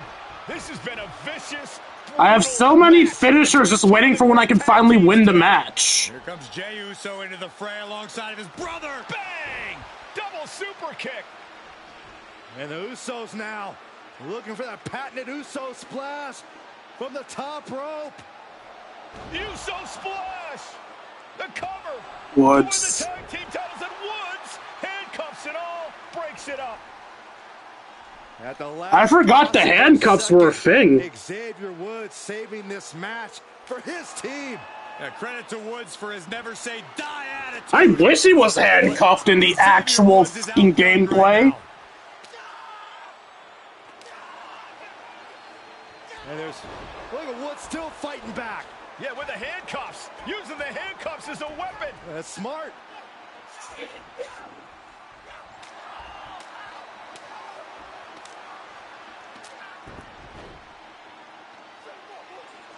And Woods now down. And trying to still fight back. What heart from Xavier Woods. That Hart may not have much more fight left. Jimmy and Jay back up to the top one more time. Uso splash in stereo. The cover. The Usos win the tag team titles. Here are your winners and the new SmackDown Tag Team Champions, the Usos.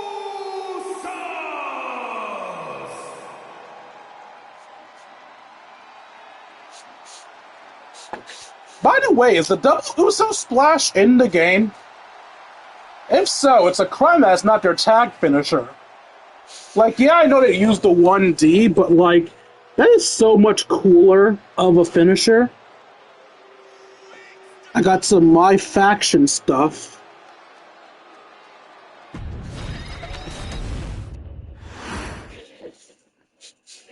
Next on our showcase is someone who wasn't born into this family. Naomi? Has put in the time and more than earned her spot. She's always Naomi. happy to leave haters in the rear view, and when she enters the room, you will undoubtedly feel the glow. Of course, I'm talking about Naomi, who many of you may know has reigned as Jimmy Uso's wife and queen for over 10 years. There's the old saying that behind every good man is an even better woman. And this could not ring. Are we getting her world title win? Than Naomi. Who did she win the world title off of? Is an absolute treasure. Jimmy will frequently speak during old bloodline planning sessions about how much her support and love drove him to improve as a superstar, always stressing her importance not only to the WWE Women's Division, but to his career and his life as well. In the ring, there is no denying Naomi's skills. The former women's tag team and two-time SmackDown Women's Champion has the mental tenacity to push through the toughest part of any match and possesses breathtaking physical skills. Naomi uses her dancing background to constantly innovate with her offense, resulting in some of the most beautiful moves you will ever see, unless you're on the receiving end of them. Naomi is an inspiration for those to shades so many of our young or members glasses, of the not sure WWE which. universe, showing a new generation that anything is possible if you just put in the work and never stop believing in yourself. Naomi has battled against the very best in the women's division, taking on foes like Charlotte Flair, Bayley, Shayna Baszler, and Io Sky. My favorite moment of Naomi was when she won the title in her hometown, Orlando, at WrestleMania. To compete, I forgot she won the title at WrestleMania. I knew she won the title. I forgot it was at WrestleMania. For her entire WWE career is something worth, shall I dare say, acknowledging. Naomi has even teamed with fellow family member Tamina through the years, proving the family you choose. Memory serves, that's when she was a heel. And that's when I believe her first title reign was. Fashion, Naomi shows an unrelenting desire to win, to achieve greatness, and to dominate her opposition. Many mistake her smile as a sign of kindness, but they quickly realize their mistake as Naomi unleashes a flurry of kicks, flies at them with moonsaults from all angles, and then ties them up in knots. Naomi is having fun, but Naomi is never playing. And now, we take you back to the 2020 edition of Super Showdown, which saw Naomi challenge Bayley for the SmackDown. Memory serves, she lost this one. Unfortunately, a ridiculously lax referee decided it was just fine for Bayley to basically do whatever the hell she wanted. Bayley, oh my gosh, she's trapping Naomi's legs in her shirt. And Naomi wound up suffering an embarrassing loss after Bayley used wardrobe to her advantage. Well, You'll make whatever excuse you can. we can pretty much guarantee that trick won't work again. So you guys chose changing history rather than having us do her actual World Championship win? Are none of the people Naomi beat for the World Championship in this game? By defeating one of the greatest competitors WWE has ever seen. Your wise man has nothing but respect and admiration for Bayley's abilities, but those abilities are eclipsed by Naomi's extraordinary trinity: smarts, strength, and aerial attacks. What's That should strength? give all of you everything you need to get the win and the title. I feel like there were better options for Naomi's match. I feel like there were much better options for Naomi's match. For the first time ever, we have a women's... Bayley versus Naomi. SmackDown Women's Championship on the line. So much of Naomi's career has been predicated on making history. And tonight, she has the opportunity to make even more history. And Naomi's got plenty of momentum coming into this match and is feeling mighty confident herself. Stupid timer. Keep the high-tails offense going. From a top rope dive on Bayley. Take a move. Light combo. Okay. And Naomi has been quick to take to social media lately, reminding everybody that Bayley has never beaten her one-on-one. Yeah, not so subtle reminder to Bayley, who has been very insulting, very humiliating to a lot of people in WWE. And that attitude is why Naomi wants to dethrone Bayley, take the SmackDown Women's Championship away from her, and maybe humble Bayley a little bit. From the top rope, buster. And Bayley's resolve might be wavering here. And Naomi continues to somehow have... Of course she reversal that. Not what she had planned. Sent flying out of the ring here. Heading out, but needs to be aware of the referee's count. Bayley having every reason to be confident heading into this matchup. But 279 days as champion, Corey, can take a toll on you. Bayley has been carrying an exhausting weight on her shoulder for a long time. I don't think it's anything Bayley can't That's not my finish at the time. Once you reach the mountaintop, you I'm play a your feet, and you hold your own, no matter how heavy the burden may get. amazing. Bring it to the floor. A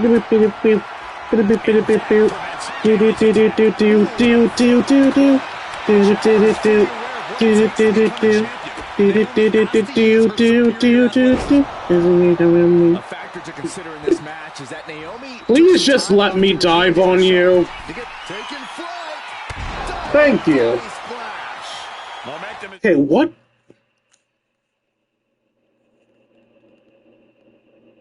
Oh, while she's at ringside. My apologies. And keeping her all out of sorts.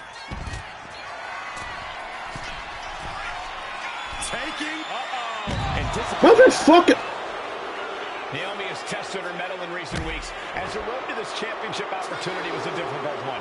Needed to defeat former SmackDown Women's Champion Carmello. We know Naomi has a heavy desire to become a 3-time Women's Champion. Other superstars say they want the title. Naomi has said she needs her title back. Some agility gets her out of dodge. Stunner. Sliding in under the rope. She's back in the ring. She could be on her way to a countout. Back in the nick of time.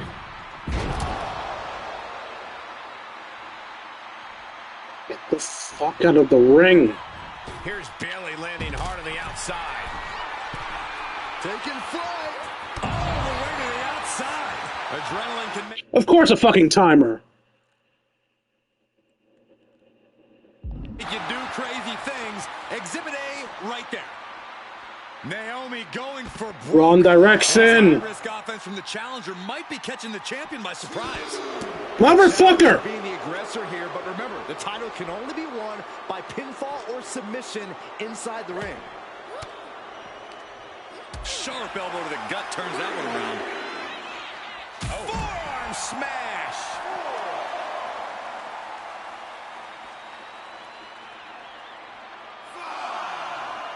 A big forearm connects. And Restarting the match.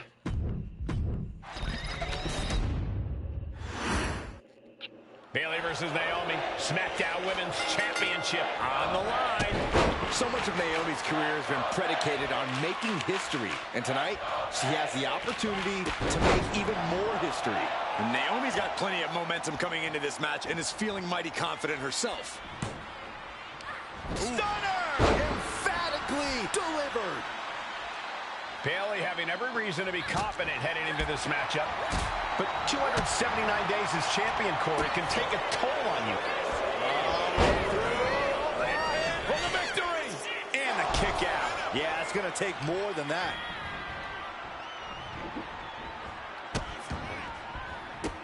Okay, I have a decent amount of meter. As long as I don't tire myself out too much. Get out the damn ring. Sent out of the ring the hard way. Taking things to the outside, but got to make sure to heed the officials' count. Evades the attack. Trading counters and reversals back and forth. Hairpin mat slam. Naomi has tested her mettle in recent weeks, as the road to this championship opportunity was a difficult one. Needed to defeat former SmackDown Women's Champion Carmello. We know Naomi has a heavy desire to become a 3-time Women's Champion. Other superstars say they want the title. Naomi has said, on the top. Oh no, went big and pays for it. Crashed and burned on the outside. The worst case scenario when you go high risk. She wants to take this thing to the outside. Heading to the top now. Take off. Oh, what a landing. They got all of that. Just taking flight and soaring through the sky. Naomi going for broke. And this high-risk offense from the challenger might be catching the champion by surprise. The challenger being the aggressor here, but remember, the title can only be won by pinfall or submission inside the ring. Counters on top of counters, and these opponents are at an impasse. Good night. What a stunner. Count outs do no good. Keep the match in the ring until you press Bayley offense. You have Bayley spellbound if connected 2 of your signature springboard attacks. And then just reverse moves. Pushing the pace on the champion. Naomi moving fast, showing that superior athleticism. Bayley might not be able to keep up here. Bayley's not going to actively get herself counted out, right? Yeah, I wouldn't allow that. Yeah, I figured as much. She's back in the ring, ready to get back to business. And Naomi has taken the upper hand. And Naomi continues to somehow have Bayley's number here. Let's get down to business to defeat Bayley. Okay, no timer, thank God. Top rope facing me and then heavy attack. What I had to do, and look what I've done. Well, you're right. Love it or hate it, Bayley's doing what she's had to do by hook or by crook to maintain a stranglehold on the SmackDown. And here we go. Championship's on the line. Naomi's got Bayley. Of course, I knew that would probably trigger a cutscene, but I wanted to be safe rather than sorry. By Bayley protecting her title and going to the eyes. Oh, what a kick. Bayley is down and in trouble. Quick thinking by Naomi, looking to close this one out. Nobody home. Bayley wisely moves out of harm's way. What's Bayley trying to do here? What the? I think Bayley's trying to trap Naomi's legs in Naomi's own shirt. A great counter by Naomi. And now we've officially changed history. Naomi ducks underneath, and we got a standoff. Great match so far. Well, Bayley thought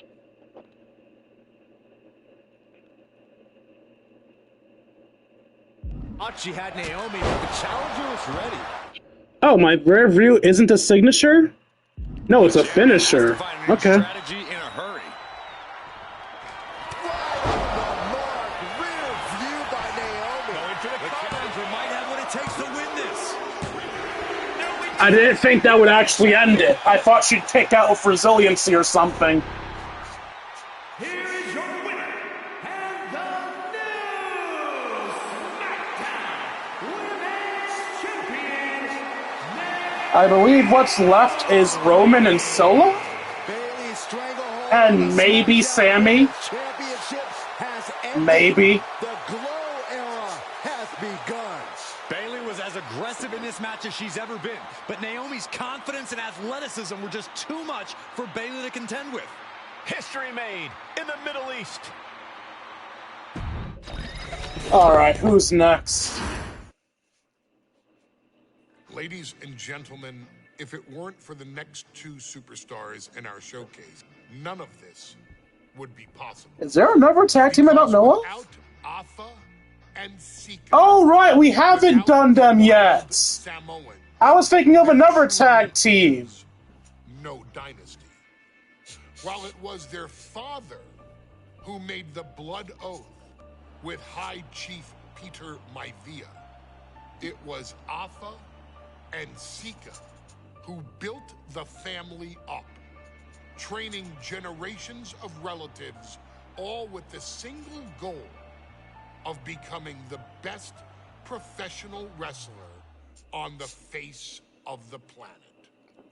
And while the two would together be WWE Hall of Famers, based solely on their work as trainers and cultivators of the next generation, their in-ring successes only add to their immortality. Alpha and Sikoa formed WWE's most dominant tag team of the early 1980s, fighting their way to the WWE Tag Team Championship on 3 separate occasions. Opponents were often defeated before the bell even rang to start the match, falling victim to the aura and the intimidation factor of having to step into the ring with the Wild Samoans. Accompanied by Captain Lou Albano, the trio formed a masterful group that was able to take all opponents off their game, be it through Albano's devious schemes or the overpowering nature of the Wild Samoans. WWE had never dealt with a team so primal, turning each match into a battle of survival. Most feared, the deadly Samoan drop, a move that has been imitated by many, but duplicated only by a chosen few. There they are, the Wild Samoans. These are immigrants coming from the island, trying to figure it out, trying to find a way. I couldn't imagine being these men. I couldn't imagine taking on these responsibilities of setting the tone in a whole new country, and then trying to break into entertainment on top of that. But they made it work, and that's what we are. We're workers. We make it work. These tribal elders set the standard for all of their descendants to not only follow, but they also taught their descendants how to surpass it. So beloved were the two that perhaps no moment holds more significance to your tribal chief, Roman Reigns, than when he was presented the Ula Fala by his father Sikoa and Uncle Afa after the 2020 Hell in a Cell event. You see, it was their acknowledgement that gave Roman Reigns the unshakable confidence to continue his journey to becoming the greatest of all time. Just casually brushing over him, betraying his brothers there. Respect, love, and gratitude for those men. Because if my father and uncle don't do what they do, we're not here. We now humbly present to you the honor of walking in the famed footsteps of the Wild Samoans, finding a tag team in WWE's long and storied history that we felt would test the Wild Samoans was not an easy task. But then, a thought came to your wise man. The Usos. Why not give the audience exactly what they want? Why not put the Wild Samoans against one of the greatest tag teams of all time? Why not present Afa, Sikoa, the Wild Samoans versus Bubba Ray and Devon, the Dudley Boys? Random, but okay. To go that far, let's do it in a tables match. Can we not? Showcase. My partner's gonna make me lose this. That made both teams the eternal legends we know them to be. No pinfalls, no submissions, no rules. Just be the team that avoids being put through the table, and you will emerge victorious. And with these four men, you better believe that things are going to get extreme. And only one team has to jump through hoops before they can put their opponent through the table. Me. My team has to jump through hoops. 2 on. Alpha and Sikoa have only one objective: hurt their opponents. Can either get someone to red damage. Two tables match here with the masters of the match. How the hell? Okay. Taking on the wild Samoans. There's always those thoughts in the back of your mind. My brother can beat up your brother. My brother can put your brother through a table faster. Finally, we get to see those thoughts become a reality. Saxton, I never want to hear about the inner workings of your mind ever again. I second that, but the Dudley Boys and the Wild Samoans are two teams who also clearly have a few screws loose. This should be intense. And we can harp on how this match was something almost tailor-built by the Dudley Boys. With a famous series of TLC matches they've had, the Dudleys have become synonymous with the T in TLC. And that didn't stand for tender, Cole. It means tables, and it means lots of them. Yeah, and if Bubba Ray and D-Ball... Okay, what's my other thing? Samoan drop, that's a finisher. No way! Vaulting plunger, incredible! Throwing all caution to the wind and leaping to the outside. Now these are obviously two juggernaut tag teams clashing, but this is also a match that clearly favors one team over the other. Be honest, Corey, do you think the Wild Samoans really have a chance in this one? This is the Dudleys' wheelhouse, Cole. No team knows more about excelling in a table. Fighting back in out of the ropes here. Corey, the Wild Samoans are about as tough and mean as they come, a very physical duo, and we've seen how they use their heads, almost like a concrete weapon. Yeah, they don't need much flash. They're just a formidable ground-and-pound team. If they lack in offensive creativity, they make up for it in blunt force trauma. And nothing packs more blunt force trauma than an Alpha or Sika headbutt. Kick to the gut. Dragged around into a neck breaker. Oh, toss to ringside. Neck breaker. He's hurled out and crashes down to the floor. Taken to the floor, and he's got no worries about the count. Not a good spot to be in. Motherfucking okay. Tables match. Here are your winners.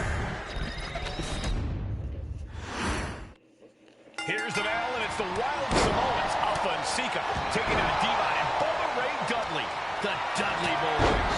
Two sets of brothers, two sets of absolute madmen, ready to get the tables and get downright savage. Bringing a new definition to the term sibling rivalry. This one will get extremely physical. And the Wild Samoans always have that gaze in their eyes, that look that makes you question their understanding of their surroundings. Nice job, brother. Yeah, and I have to wonder if Alpha and Sika are even aware of what the tables are for. I'm afraid they'll just keep on dishing out punishment, expecting a bell to eventually ring. Ooh, headbutt. Nothing pretty about that.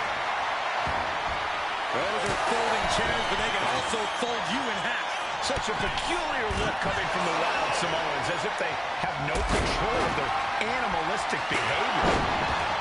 Corey, I've got to know, what can the Wild Samoans do to get the advantage in this tables match? After all, this is the Dudley Boys match, the match they put on the map, the match they're synonymous with. And maybe the Wild Samoans have to be a little less wild, Cole. They still need to brutalize their opponents because that's what they do best. But the last thing Alpha and Sika want to do is rush head first into a table. After all, that's exactly how you lose. And we can harp on how this match was something almost tailor-built by the Dudley Boys. With a famous series of TLC matches they've had, the Dudleys have become synonymous with the T. No. TLC. And that didn't stand for tender, Cole. It means tables, and it means lots of them. Yeah, and if Bubba Ray and D-Ball can get the Wild Samoans to the table tonight, it will really add to the Dudley Boys' legacy even further. Oh, man, taking it to the trachea. Trying to debilitate the capability to stand. No count out as he takes twisting from the apron. That wasn't only a reckless decision, it was a dumb one, too. Well, if you're going to be reckless, I hope you're also tough. Corey, the last Samoans are about as tough and mean as they come, a very physical duo, and we've seen how they use their heads, almost like a concrete weapon. Yeah, they don't need much flash. They're just a formidable ground and pound team. If they lack in offensive creativity, they make up for it in blunt force trauma. And nothing packs more blunt force. There's no immediately available tables. And Sikoa just got torn down there. So I should be able to fight without any fear of my partner suddenly losing the match. That was the Dudley boys showing the wild. Popped up into the Samoan drop. Incredible. Oh, he got it. Just to put him in submission, though. Don't gotta win. Break out of this grip and is able to do it. Escapes the hold before irreparable damage is done. Heading to the outside now. What's my signature? Sikoa kick. To turn up the dial. Had to match Alpha and Sika's level of aggression. Bubba Ray and Devon know they have to be extreme as they can be. Yeah, but what the Dudleys call extreme, the Wild Samoans just call regular old Tuesday. Alpha and Sikoa are just a different breed of wrestler. Look, I don't care who you are. You could be King Kong or Kaiju. It's going to be curtains for you if you're on the receiving side of a Wild Samoan headbutt from the top rope. These superstars are ready to take this fight wherever it wants to go, even right into the announcer's area.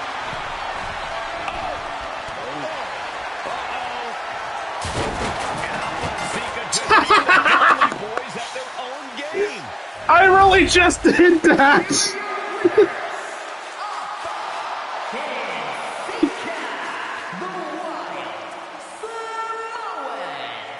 And it's the Wild Samoans standing tall, having beat the Dudley boys at their own game.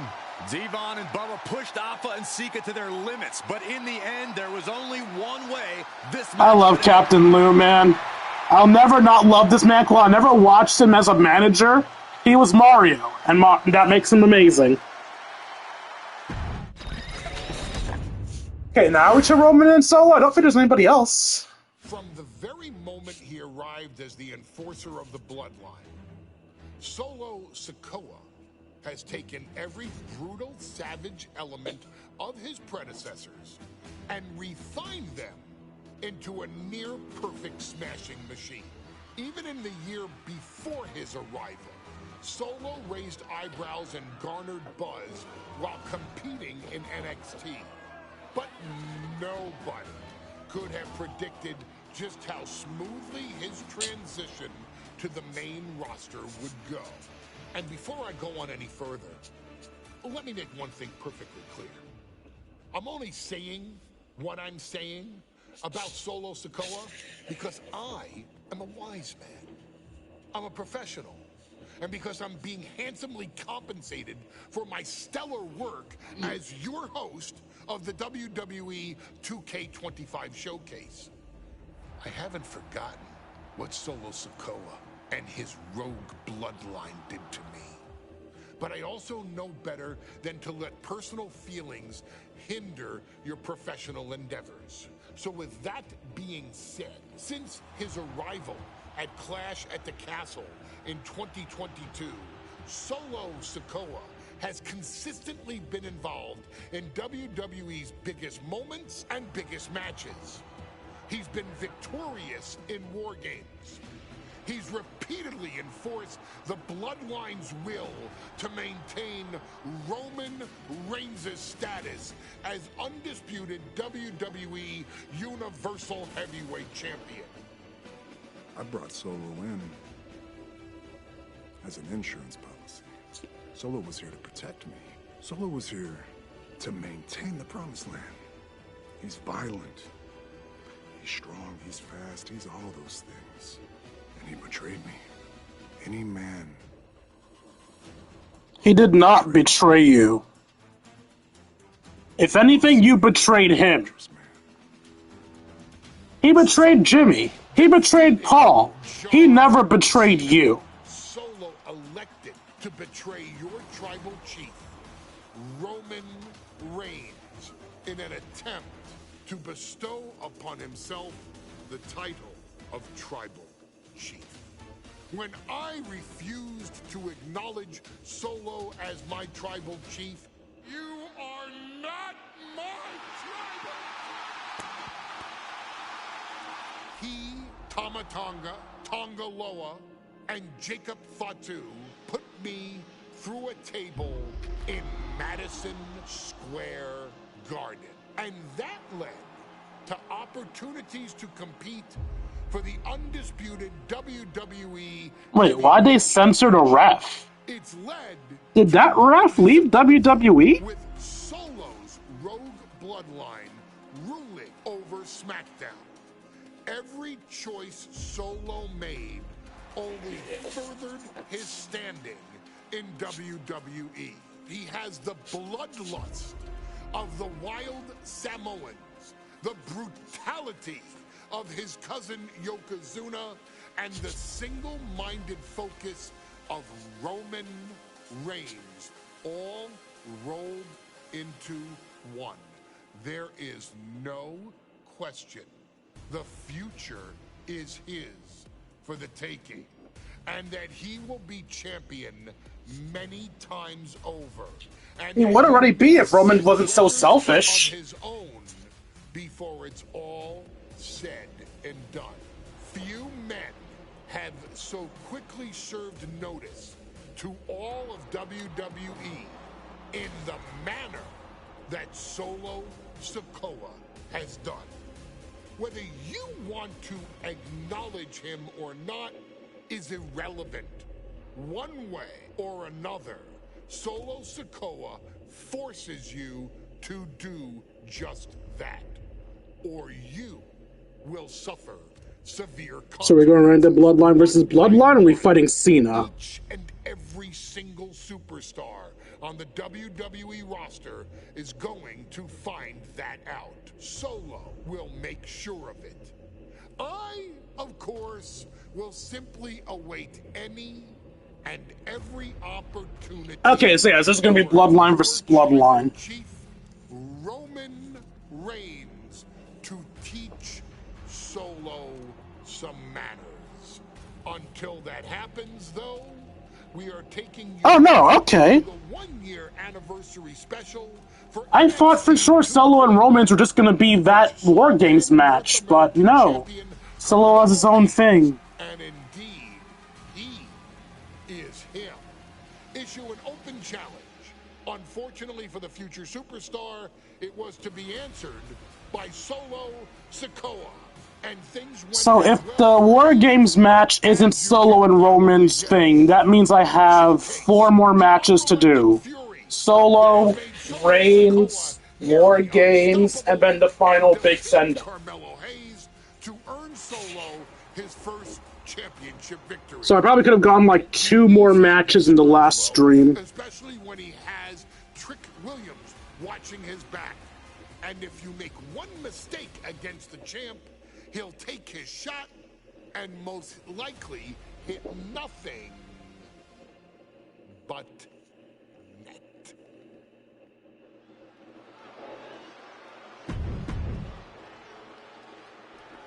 It was so ridiculous how they took the title off Solo just because he went to SmackDown.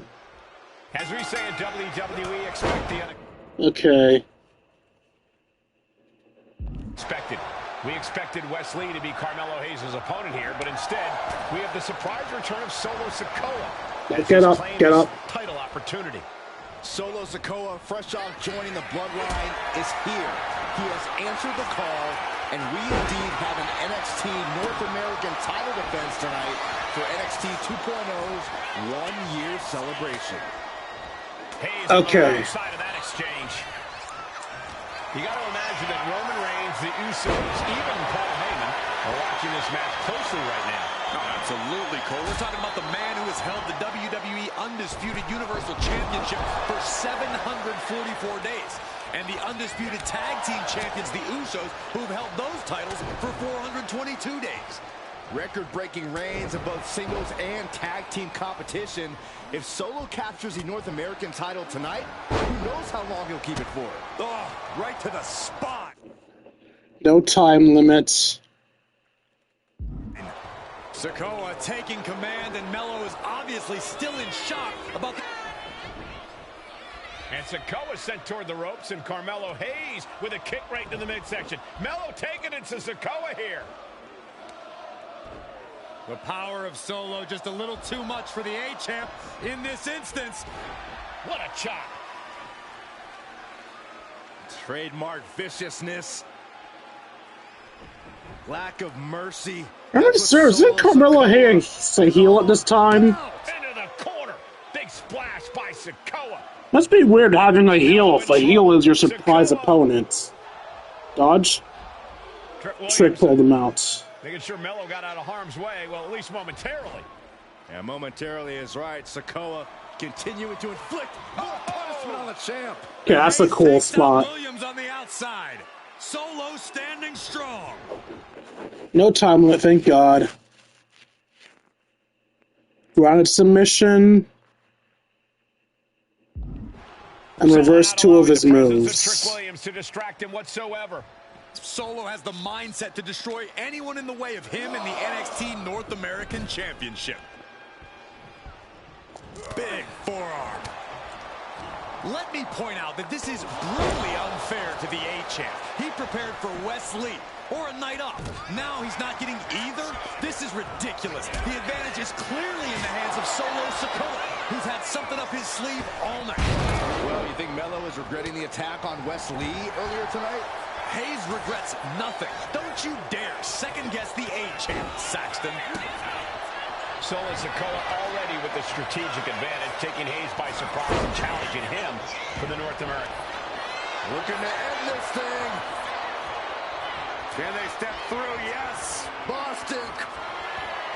Trying to free himself, trips the ankle. Beat him in the ring, beat him up in the ring. He's out. And running attack. And kicks off his opponent.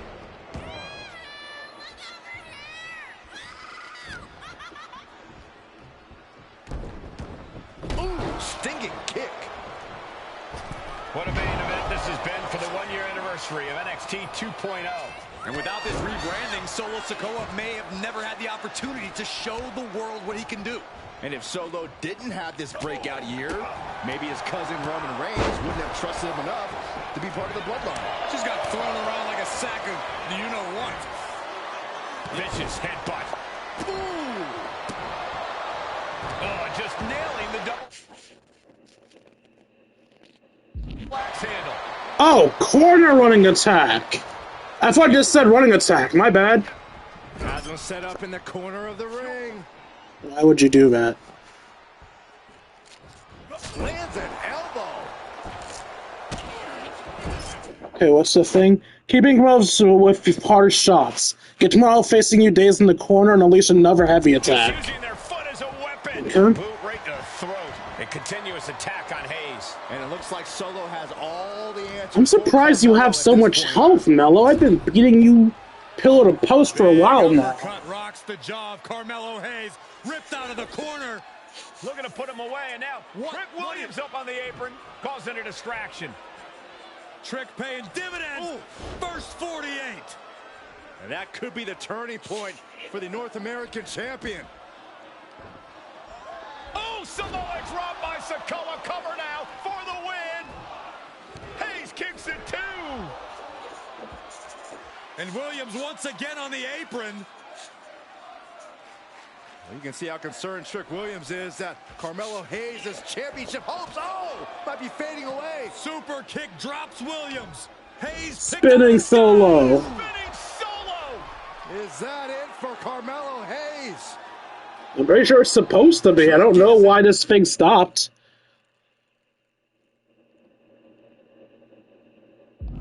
Carmello is dazed. Here's your champ. Winding up. Samoan spike. That might have just sealed the deal on us having a new champ. Amazing. That was a matter of a fraction of a second. Hey, it might be time for a change of strategy. His best move didn't get the job done. From the top, through the air, It connects. Coming down on their opponent like a sack of bricks. From the apron. You gotta be kidding me. Took a gamble once, took a gamble again, and hit the jackpot twice. And now thrown back into the ring. And now he's going to the top rope. Watch out. Diving headbutt. You have got to be kidding me. Using your body as a missile over and over again. Spinning solo. Quickly transition. Shoulders are down. Uh-oh. What the? Sikoa is the new champion. Here is your winner, and new NXT North American Champion, Sikoa. So most likely next is Reigns. Worst case scenario, next is Sammy, then Reigns, then the 2 finale matches. I ain't doing this one. We can have all the fun we want with these video games and this showcase, and these fantasy matchups like Sikoa versus Bubba Ray and Diva. I'm not doing shtick about Roman Reigns and Seth Rollins. Okay. So Roman versus Seth, which one? And it's way too personal for Roman Reigns. Is this the match where Reigns got disqualified, or is one of the big dog And matches? Seth Rollins came up together in the Shield. And Seth Rollins took it upon himself to disband the Shield. Maybe if Dean didn't get fired, we would have gotten the Shield triple threat. At WrestleMania 31, Roman Reigns, in the main event of WrestleMania, was about to win the WWE. Oh, are we supposed to fix WrestleMania 31? Seth Rollins cashed in Money in the Bank and stole the main event, the match, and the title from Roman Reigns. Roman Reigns lost the undisputed championship after almost 4 years, the greatest title reign of all time, to Cody Rhodes. Not because Cody Rhodes was the better man, but because Seth Rollins was right there. And the seduction, the bloodlust that Roman Reigns had for that moment of revenge was too much for Roman Reigns to give up. And for the first time in Roman Reigns' life, he took his eye off the ball for that much time and smashed Seth Rollins with a chair, the same way Seth did a decade earlier to Roman. And that moment gave Cody Rhodes all he needed to end the most historic title reign in WWE history. Third most historic. I'm supposed to do shtick about Roman Reigns versus Seth Rollins? Yes. For a showcase? I mean, it's smart. Because the next time Roman Reigns steps into the ring with Seth Rollins will be the last time Seth Rollins steps into a ring. Next time Roman Reigns gets his hands on Seth Rollins, you won't have your architect anymore. You won't have... The way he's talking about it sounds like we're not doing a match that we've You done. won't have your revolutionary anymore. You will have your tribal chief, Roman Reigns, but you'll never again... Yes, I do read chats. Freakin. Zay Cinema? Roman Reigns will put an end to Seth Rollins in WWE.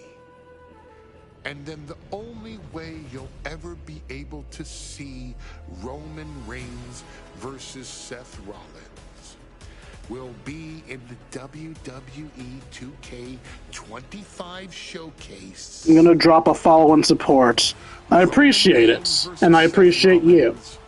From the 2022 Royal. Okay, so it's the disqualification match. And that's not a prediction.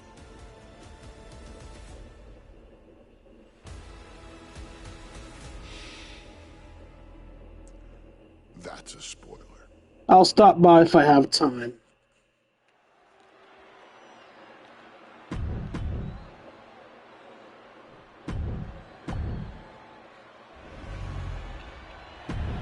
I'm not against collabing, although I'm not really good at playing online in this game. It's been interesting watching Reigns. The Royal Rumble. Okay, no time limit yet. Use offense and corner moves. Kicks off with a match between two former brothers. Roman Reigns in his record 516-day reign as Universal Champion versus Seth Rollins, donned in the old gear that they used to wear. You don't have to stop if you don't have the time. A follow back would be appreciated. I don't do follow for follow. If I like your content, I'll follow you. If I don't, I won't. If you consider me bad for that, then I understand. But I don't think it's healthy to follow just because someone followed you. Just not this one. And that's just sickening to me. Every like, every follow, every view should be earned. For the record, if you don't like my content, you shouldn't be watching me either. Everything should be earned in my eyes. Get your ass up, Seth. Just needs to forget all of that. Just as I need to earn my views, you've earned this app whooping. Why did that not count? That was a strike in the corner. Game, you're pissing me off. Let's not play semantics. A masterful display of defense from both wrestlers. And Rollins capitalizes. Even before Seth put his gear on, he came into this match with a clear-cut advantage. You're right, Cole. 1 week ago on SmackDown, Seth Rollins and Kevin Owens defeated the Usos. As a result, Jimmy and Jay are barred from ringside. It was an all-or-nothing move, as Rollins would have lost his title opportunity had that match gone the other way. It just proves that Seth freaking Rollins will take every freaking risk to win. Roman certainly seems out of his comfort zone right now, guys. Reigns and his comfort zone aren't even in the same zip code tonight, Cole. Unless he can snap out of it fast. I wish Roman had a less nonsense corner strike. If I just had regular punches, I'd be good. But I had that stupid shoulder thrust. So every time I do it, he falls. And every time he falls, I have to set him up all over again. And he keeps reversing me too, which is equally annoying. But now Paul Heyman is gone and the Usos are barred from ringside. Okay, there we go. Okay, what else do I have to do? Heavy combo. Every comment Rollins has made about their past cuts deeper. Every mind game breaks Rollins' spirit even further. This might be the toughest physical battle the Tribal Chief has faced, but it definitely... Okay, lift him up and hit us. Carry power bomb, which is up, and just hurt him. Rollins pulling out all the stops early. Roman Reigns needs to kick into higher gear to catch back up. He manages to slip out of the way. Rollins just a step too slow. They said up, right? Yeah, up. What? Oh. That was up, so why did I put him in the wrong carry position? Oh, I guess the reversal just has me do a different carry entirely? I have to admit, it's a pretty cold move for Rollins to just take the years of history the Shield had and turn it into a showcase tonight. Alright. Barricades and stairs. Sorry. This decision.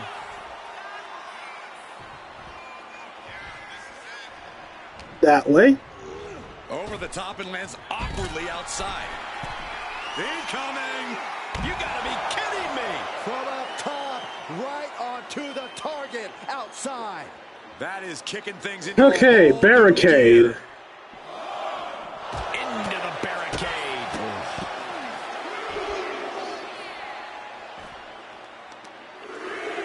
Oh, there's the old stump puller leg snap. Very effective. The stomp has been so effective for Rollins, but he might have an even more dangerous move this night with the pedigree. Indeed, the pedigree made famous by a man who's been part of this story since the beginning. Triple H, the man who manipulated Rollins into turning on the Shield, became something of a father figure for Rollins. And judging by the cerebral No. approach, Rollins Drop out the ring, Roman, you stupid fuck! He knows how to play the game. Driven into the steel steps.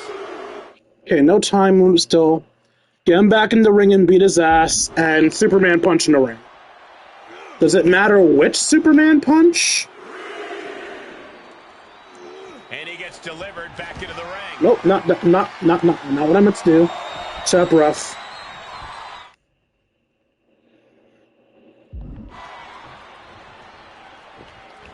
Superman punch! Absolutely laid Rollins out. And now Reigns can finally overcome his former Shield brother. The Tribal Chief has been dominant over the last 516 days since he captured the Universal Championship. Outside the ring and spear, okay? Every top contender on the SmackDown roster. Roman Reigns has beaten big names over the last year and a half, but Braun Strowman, Rey Mysterio, the Demon... I'll let him get up naturally, because there's a higher chance of him not reversaling if he gets up naturally. In a premium live event match in his career, never successfully defended a title. Damn it, no! Indeed, two of the biggest PLE losses of Roman Reigns' career have been at the hands of Seth Freakin Rollins. At Money in the Bank in 2016, Rollins defeated Reigns for the WWE title. And a year God damn it, no! to the century and used the Money in the Bank to steal Roman's WWE. And I gotta restart. Okay.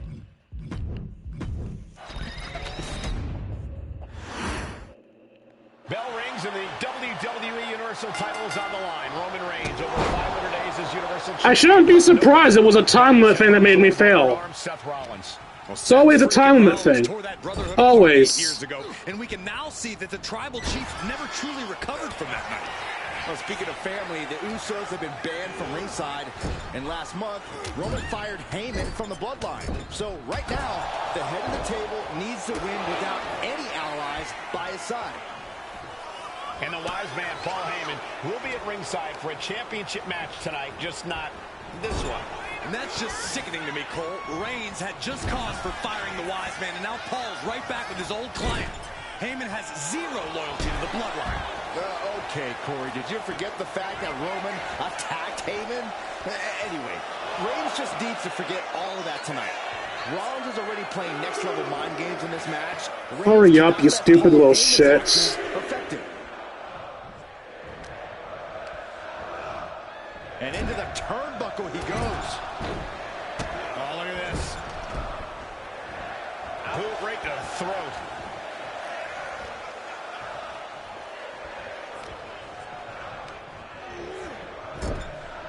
Oh, look at this. Raining right hands. No escape from these punches. Even before Seth put his gear on, he came into this match with a clear-cut advantage. You're right, Cole. 1 week ago on SmackDown, Seth Rollins and Kevin Owens defeated the Usos. As a result, Jimmy and Jay are barred from ringside. It was an all-or-nothing move as Rollins would have lost his title opportunity had that match gone the other way. It just proves that Seth freaking Rollins will take every freaking risk to win. Roman certainly seems out of his comfort zone right now, guys. Reigns in his comfort zone aren't even in the same Reversal? zip code tonight, Yeah. Cole. Unless he can snap out of it fast, he's going to make a mistake that Rollins will capitalize on. Going up. Uh-oh. Please stop. Hammering away with punches to the face. He gets out of the way. Gentlemen, for 17 months, Roman Reigns has dominated. He had special counsel and cousins to help him stay in control, to keep his cool, to concentrate on the business at hand. But now Paul Heyman is gone, and the Usos are barred from ringside. Without those calming forces, cracks have started to show. Every comment Rollins has made about their past cuts deeper.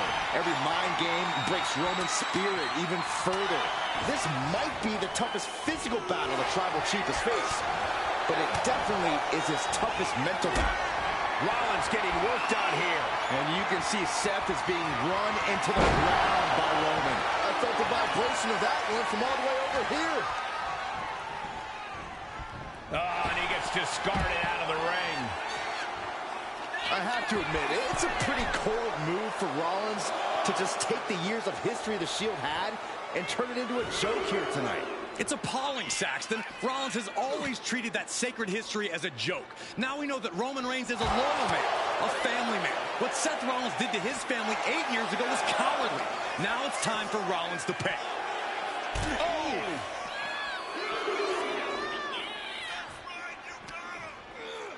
Oh, man, right into the steel steps.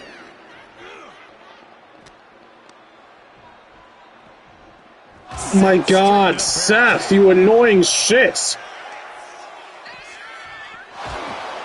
The stop has been so effective for Rollins, but he might have an even more dangerous move this night with the pedigree.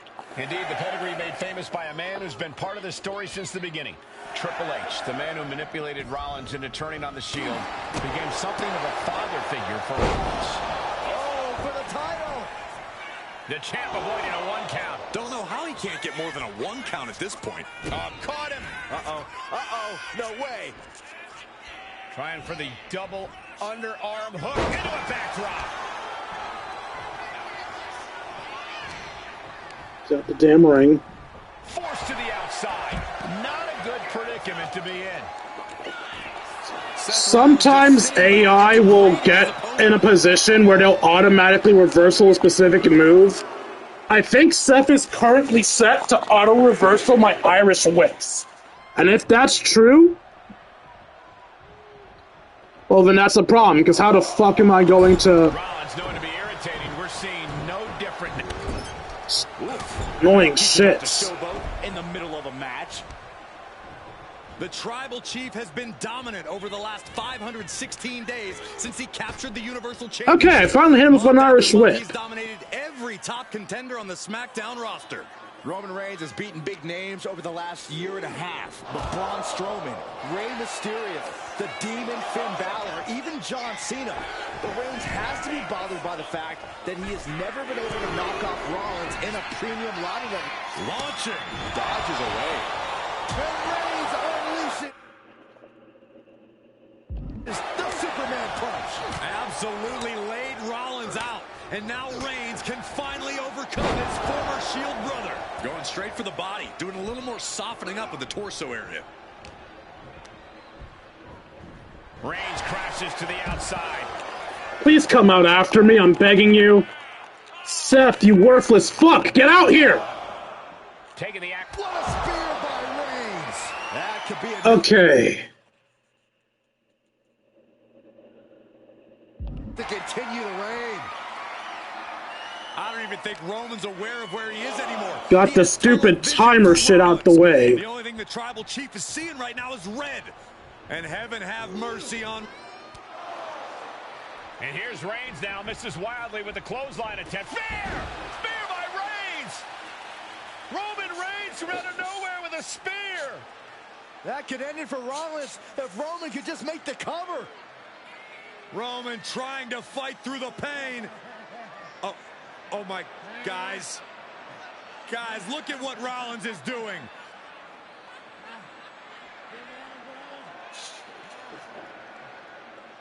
I'll always love you. I'll always love you. After all these two have been through, Rollins wants that Shield fist bump. Reigns shaking it off as Rollins continues to try to play mind games. Yeah, but that may have triggered a litany of emotions within the Tribal Chief. Reigns unsure of what to do.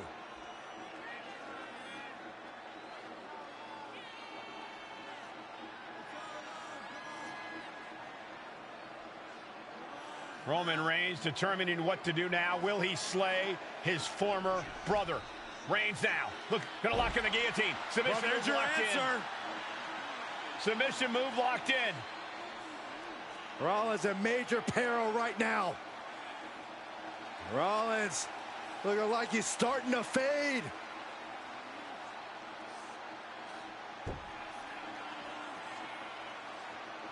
Seth trying desperately to make it to the bottom rope. I'm not sure he can make it, Corey. Trying to make it to the rope to force some sort of break. Seth trying to hang on. How can he do this here? Is Rollins going to tap here? What's Rollins going to do? Is he going to tap out? Finally makes it to the rope. Reigns has a 5 count to break the hold.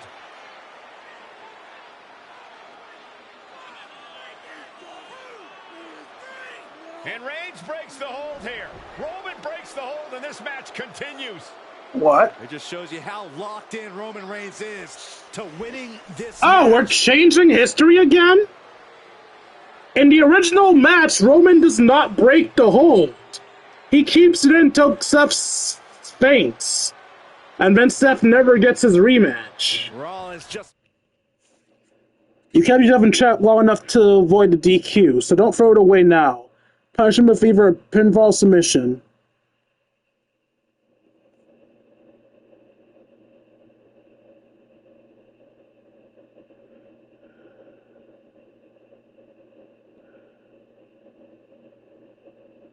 Motionless now. Roman had that guillotine locked in far too long. He said super spear, so... circulating through Seth again, but I feel it's just a... Oh, Superman punch!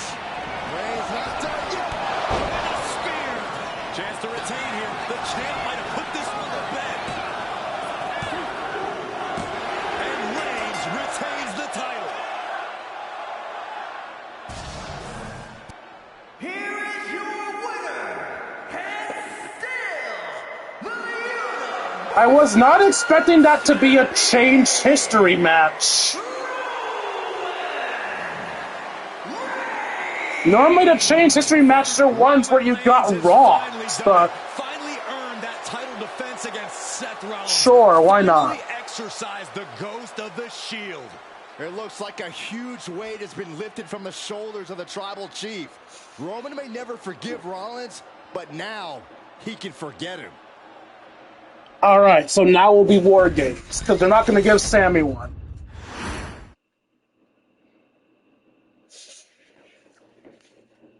To make it this far takes skill, commitment, and heart. You earned big wings in the showcase's classic matches, an inevitable testament to who you are. But there's still history for you to create, and challenges to be met. Will you prove to be the one? I'm the last guy to knock a revolution. I've led a few of those, you know. I admire revolutionaries. I respect evolutionaries. They are the lifeblood of the bloodline. So when Solo Sikoa seized the moment and became the tribal chief in Roman Reigns' absence, I didn't like it. I don't even think I respected it. But something deep down in me admired it. That took some forward thinking. I'm the chief now! Now we all know what happened when the OG bloodline, led by Roman Reigns, faced the new rogue bloodline, led by Solo Sikoa, in the War Games. But there was a discussion here while planning the WWE 2K25 showcase that has me, your wise man, admittedly a little intrigued. Oh. What if War Games was limited to only OG bloodline? No honorary use? Then Reigns would be down a person. Solo's rogue bloodline. No honorary uses. Reigns would be down a member. For Roman Reigns. The Usos. Sammy Zayn. I thought we said no honorary uses. Solo Sikoa, Tama Tonga, Tongaloa, and the most dangerous new competitor WWE has ever seen, the Samoan werewolf Jacob Fatu. What happens then? This is your moment to determine. Hey, look, it's the match that we should have got instead of what we got. The real bloodline. Really, CM Punk and Bronson Reed were not necessary. Who is I don't get why they added them. This is where the bloodline's legacy and the bloodline's future is in your hands. Obviously, the easier side is the OG, but I'm gonna do the Rogue because I feel like Solo should have won this match. There is a trophy for doing both of these, by the way.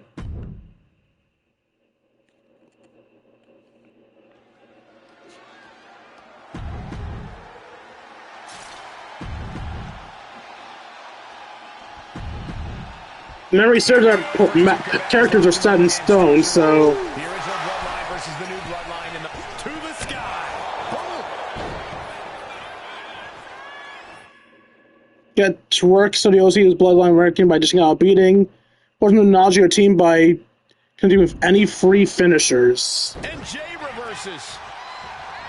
Solo Sikoa's group at a decided disadvantage. His side has less experience inside this structure. But look at how young and hungry Team Solo is. In particular, Tama Tonga is a real wild card. He's like a hyena locked in a cage with a bunch of raw meat. I even asked Tama backstage if he was looking forward to this match, and he just said to me, yeah. Great journalism there, Byron. Thanks, Michael. Picture-perfect example for when you just want to put someone down with authority. Now, in the actual match, the starters were, Jay's correct, but the other starter was supposed to be, Tama Tonga. Right to the throat. They only gave us Jacob as the starter because they want to push Jacob as a big deal. To acknowledge him, we're hearing more and more of the crowd agree. The Solo has grown in power with big wins and title reigns, but this is his biggest test yet. If his crew can defeat Rollins, Sikoa will be everything he says he is and more. A lot to prove from the new bloodline tonight. Gentlemen, do you think they can do it? Absolutely, Cole. Solo Sikoa, Jacob Fatu, Tonga Loa, and Tama Tonga have been competing on a different level as of late. They have won some major matches and earned titles too, but I worry they might not be as ready for War Games as Roman's crew. Blast off! Oh, man, he landed rough there.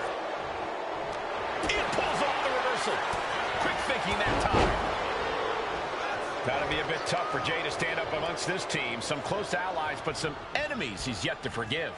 We've seen the wars that Jay has waged with his cousin Roman, with his brother Jimmy, but he needs to put that aside tonight. And Jay has the title wins and big victories that earned him the main event moniker. But if he's the one to put away the new bloodline, he will truly be the main event of War Games. And Jay took a solid hit that time. Man. From the top. Striking with the knee drop. So precise.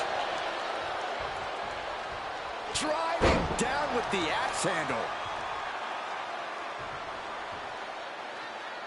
Flapjack. Face first. Sami Zayn grew so much as a member of the bloodline, it really gave him a sense of self-worth. Yeah, but part of that self-worth came from defying Roman, from defeating the Usos, which begs the question, and I wish there was a better way to phrase this. Is Sami Zayn still Usi? I think he is, Corey. Sami seems elated to be fighting alongside Jay and even Jimmy. Those are his dogs.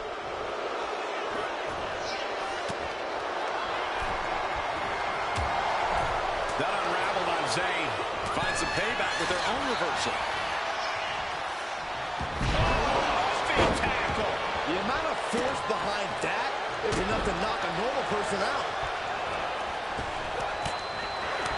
I think tonight is going to be a breakout performance for Jacob Fatu. So much raw talent in that young man. Every bloodline member knew. Looking to finish it off. Swanton bomb.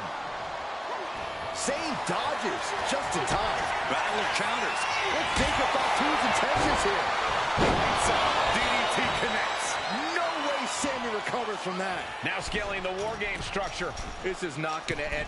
Lift off! Lands the splash.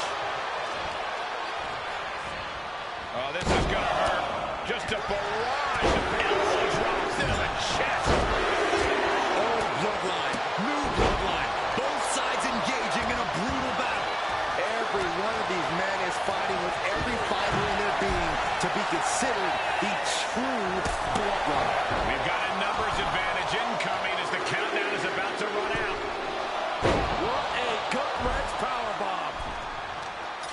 OG bloodline leader Roman Reigns has so much on the line. Tonga. Oh, absolutely, Michael. Solo Sikoa took his spot at the head of the table. No one's getting weapons? New tribal chief. And that is Roman's legacy. Those names, this group, they mean something. But the bloodline...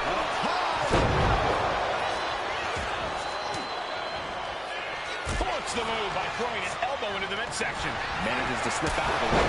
He's already feeling the effects. Zayn, the master strategist with a master stroke.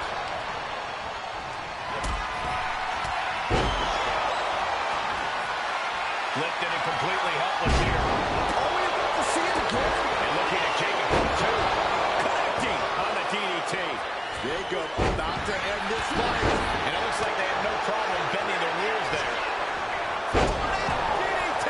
Talk about devastation.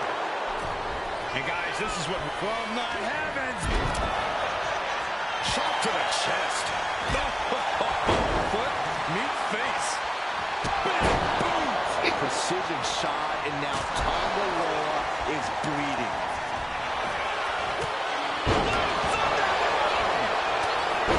The WWE Universe is on its feet. And deservedly so. These superstars are holding nothing back. 8 men in this war, but one seems to be fighting his own internal battle. That man, Jimmy Uso. Sami Zayn with a big boot. Crucial moment for Tonga Loa. And they're not going to go into this one without a little backup in their corner. Looking out of the ring for reinforcements. That offense will definitely knock the wind out of him. Boom! Good defense from him. Tonga fights back. Gosh, what a match. Big strike across the back. The finishing touches could be coming Jay's way here. Even in the taste.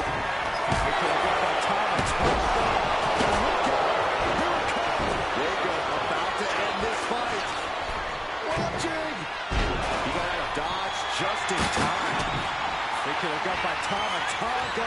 And look out. Here it comes. The Tonga twist. He took a vicious hit there. Oh, gosh, I hope we've got medical staff standing by. Yeah, it sure looks like we need them. His body has to be racked with pain. Way up and down hard.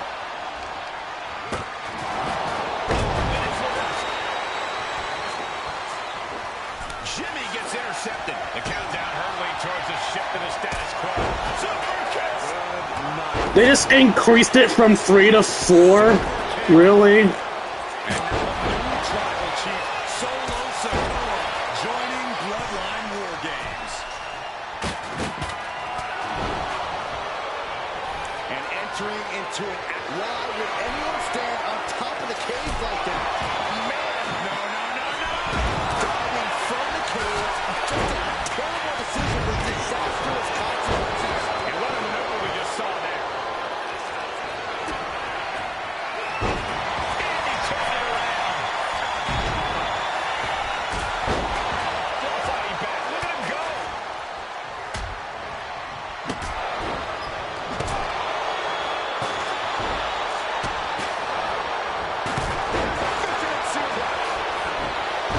Starting to scale up the War Games wall. He's got something in mind.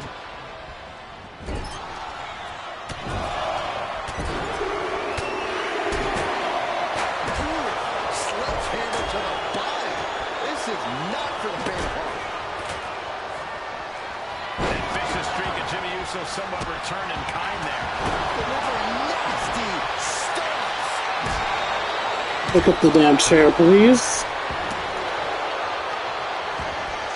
Time is ticking away. Surely we'll have a fresh competitor to even the odds.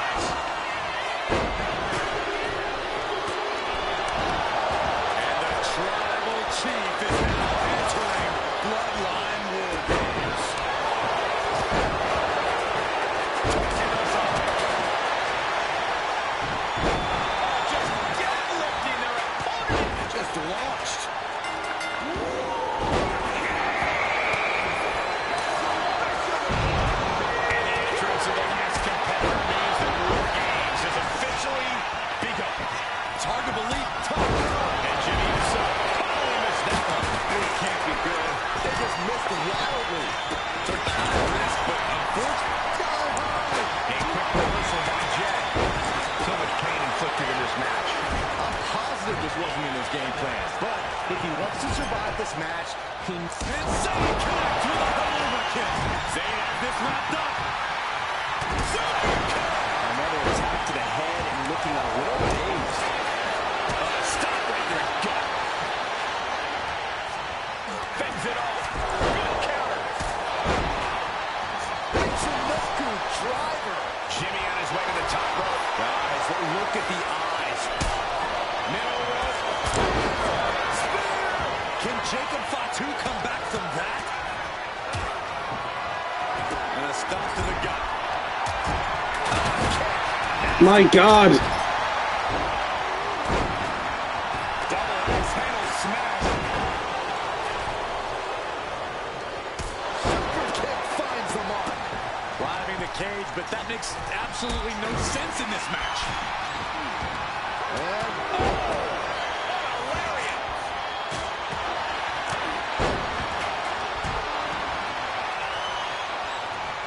Manages to land a big headbutt. Punch right in the head. Nasty boot punch. Shoulders are down. Jacob's got to kick out.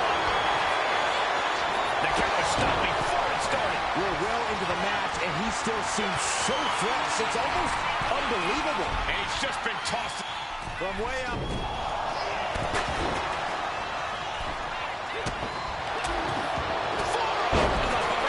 Nothing fancy about that.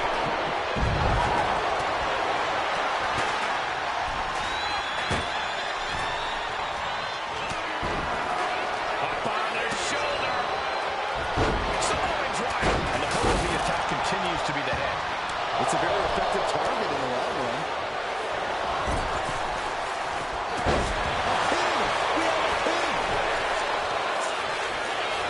A defiant kick out after one. Shows that this is still anybody's match at this point.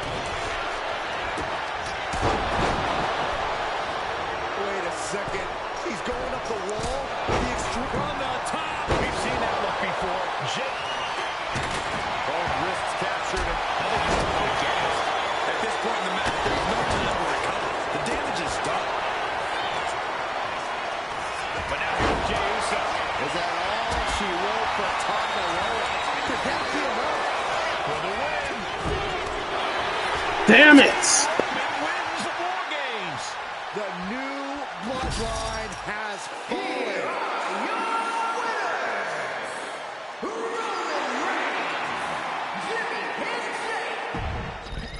Roman did a good job stopping me from breaking up that pin. Fuck. Time for Bloodline War Games. Roman Reigns, the Usos, and Sami Zayn versus Sikoa, Tama Tonga, Tonga Loa, and Jacob Fatu. Both of these sides have a deep and abiding hatred for one another. Solo felt he was held down. His crew never called up during Roman's time as the tribal chief.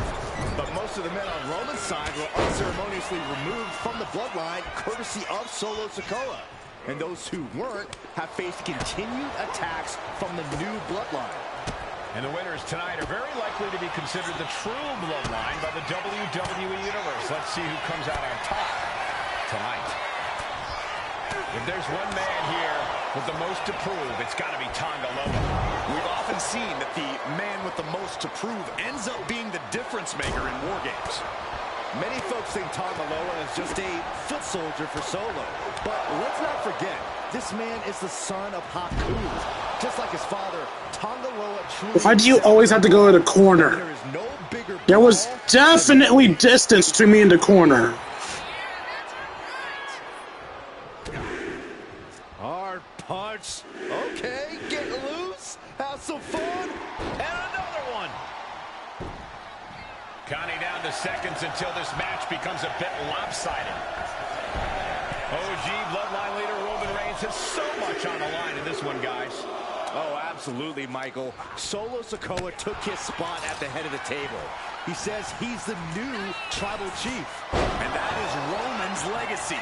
Those names, this group, they mean something. But the bloodline represents all that Roman has built in his career. And he needs to take it back tonight. Gets clobbered with the axe handle. And Jey took a solid hit that time.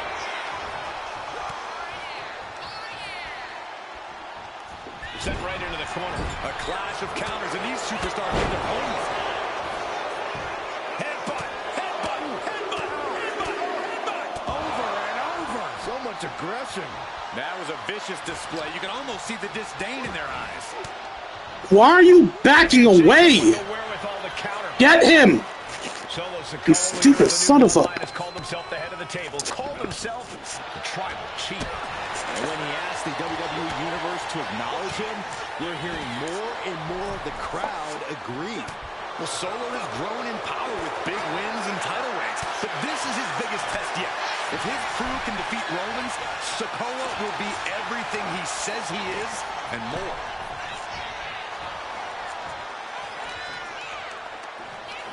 This will turn your lights out in a hurry.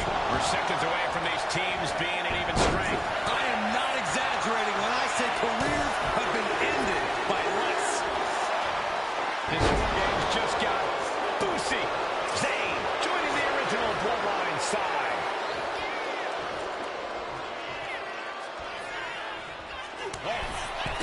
Got it. To the sky! You couldn't wait till I finished the move, you dumbass. Just like that, Carmello gets stopped. Oh, what's this gonna be? Wheelbarrow. Into a flapjack. Impressive.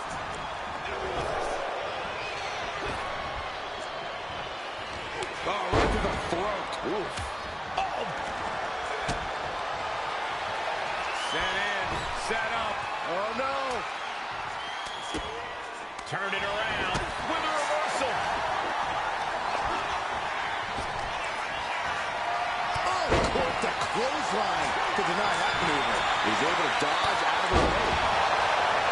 I think tonight is going to be a breakout performance for Jacob Fatu. So much raw talent in that young man. Every Bloodline member, new and old, is a generational athlete. But Jacob seems to be a step ahead of every one of these men at times. Many already believe Jacob can take the mantle as the leader of the Bloodline. If he's the one to earn the victory tonight, his time as the tribal chief may come sooner than anyone thinks. Countdown's on again. God damn it! Team a greater number of combatants. And Zayn looked rough. If he's got a strategy, you might want to think about tapping into it. Tonga looking to get wild inside wargames alongside his Bloodline. Looks like they're bringing additional firepower with them into what is now essentially a handicap match. 8 men in this war. But one The hell? seems to be fighting his own. What's your finisher, Tongaloa?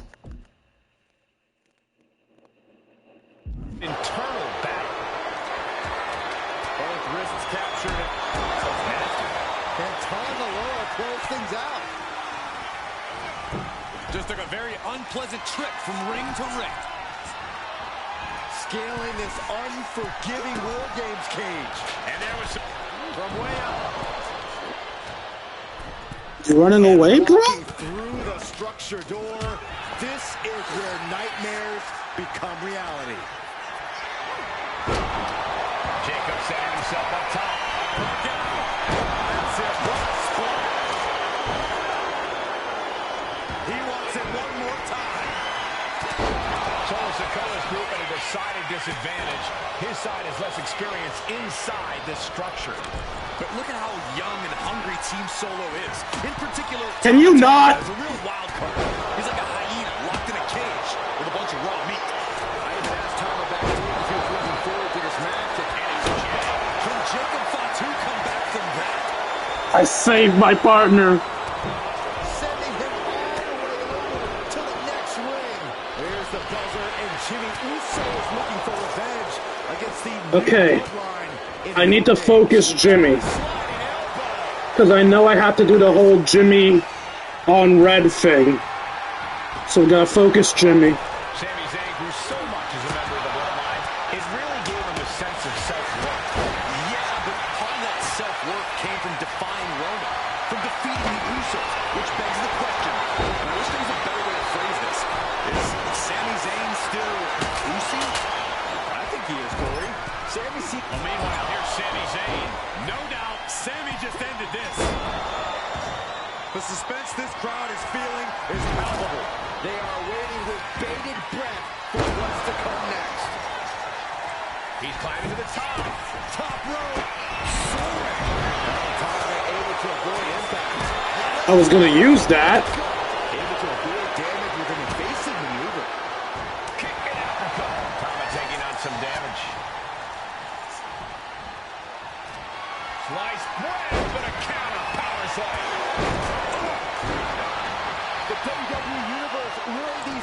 superstars on. Pumping the adrenaline they so desperately need right now. His body is dealing with a lot of stress here. Countdown underway. The odds of out to no one. Tonga setting it up. Here it comes. Tonga twist. Does that finish Sammy off? And now the new tribal. Wait, what?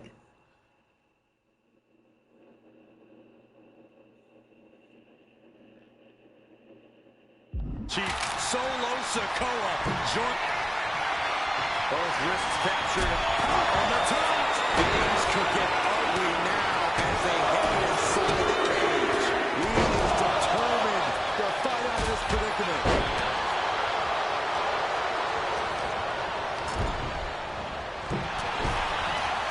Uh-oh. Face first. He's able to counter that.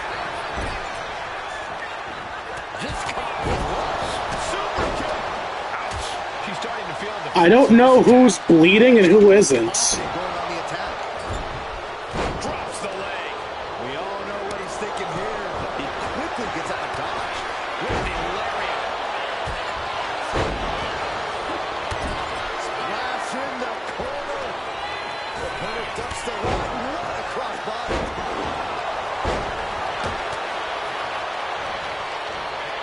Pulling the hair. Hurricane. Massive miscalculation on that one. Ugh, across the back of the neck. Leg drop. Going up the cage now. Must have some sort of strategy in mind. Time flying. Oh my gosh, what impact. He's absorbing a lot of... How do I know who's busted open? I don't have any way of knowing who I can bust open. Bloodline war games. From the middle rope. He puts him into the corner. Uh-oh. Sami Zayn retaliates. Both wrists captured.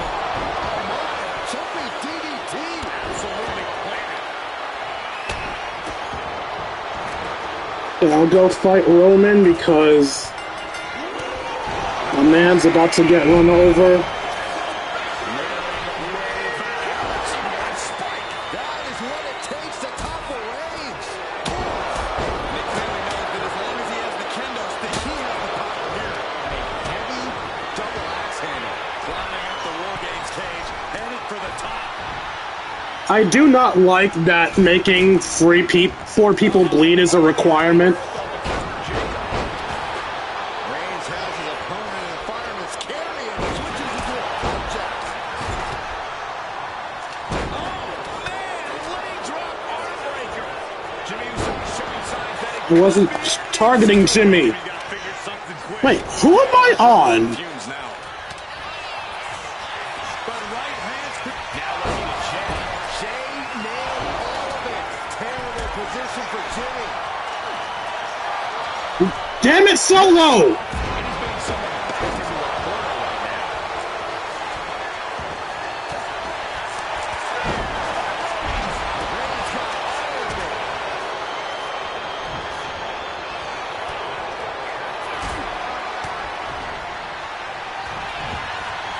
Caught in a bad spot.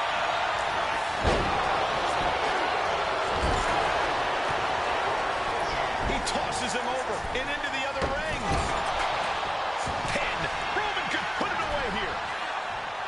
Oh, he breaks the pin and makes the save. Sami Zayn with a bad power on Tonga. This could do it. Jimmy with the game ender. And he fights it off. This counters that, and this might do it. Meanwhile, it's Jimmy. No, a 2 count. How in the world did he kick out? Punch right in the head. Sikoa keeping his opponent out there. Oh, disturbing impact. This is... Here's the cover. Does he have it? And keeps his partner alive. Okay. And Solo was coming there. Just like that, he's busted wide open. Alright, only one more person needs to be busted open, then I can try to go for the win. Teammate makes the save. Some good contact by Jey Uso. Looking for a belly-to-back super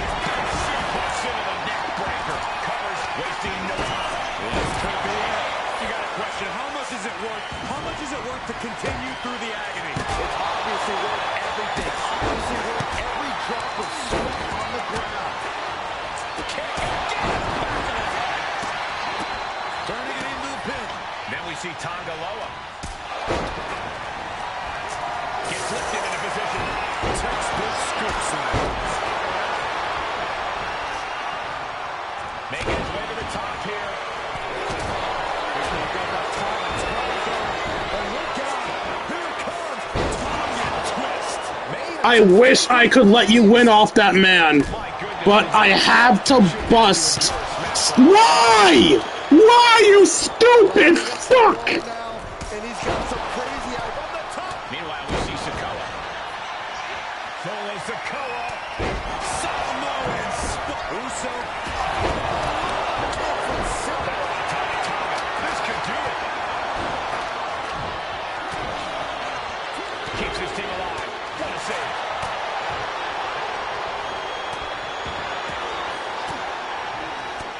Caught an elbow in the gut for that. Wielding the sledgehammer. Clearly feeling the power that comes with it. Jay can seal it here. Beautiful. Right to the cover.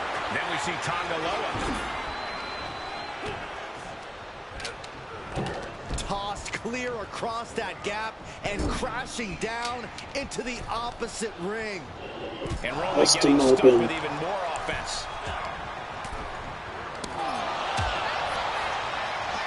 And full control here. Face front from the turnbuckle. Brutal offense. Come on! There we go. Is this the end? Kicks out. He still has life. I didn't think we'd see a kick out there. Here's the cover. I think this may... Not like this. Then it's Jey Uso. Oh, the rear super kick. From behind. Nasty. Raise. The guillotine. He is desperately trying to maneuver out of this and successfully does. Oh man, he is fired up now. He's got the shoulders down. This is You guys, you need to win now! Jey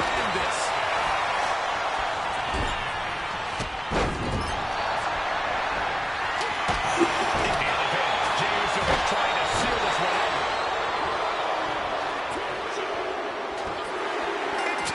Roman wins wargames. The new bloodline has fallen.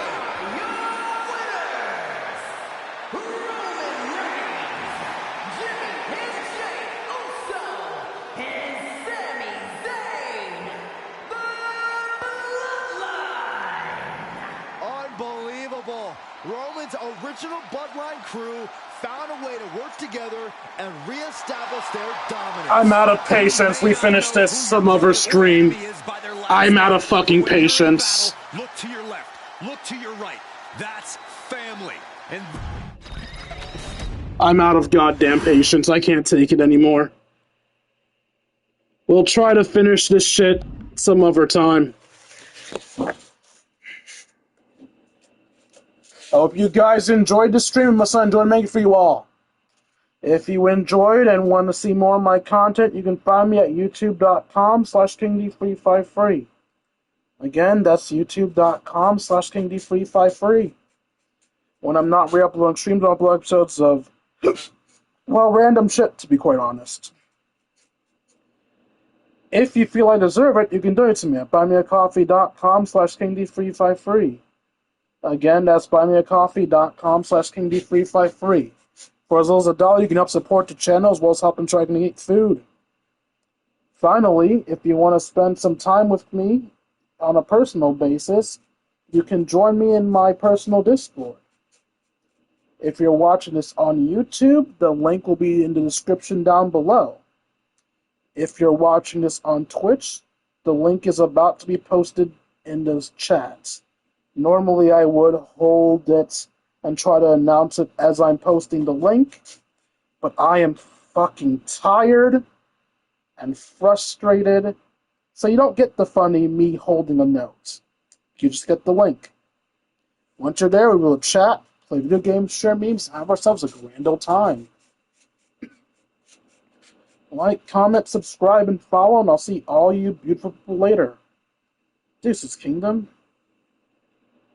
Now, let's see if anyone's streaming. I'm not gonna lie, every time I doesn't even want to bother with the fucking raid, but I shouldn't let other entertainers suffer just because I suck too much to keep a cool head.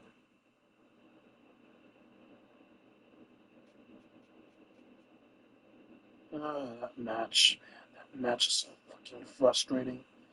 Okay, we've got somebody playing Marvel Rivals. That'll do.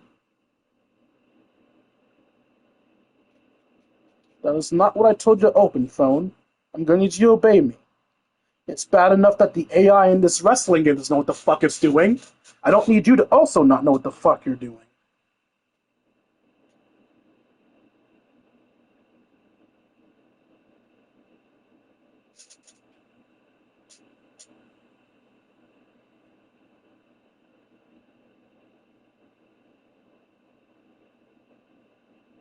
Oop, that's the wrong... I was about to post their own link in their own goddamn stream.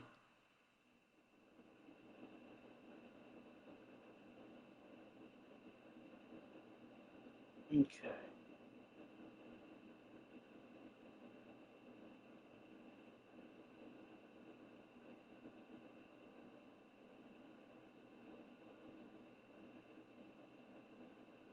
Alright, there's the raid. I will start it in the usual count of 10. 10, 9, 8, 7, 6, 5, 4, 3, 2, 1.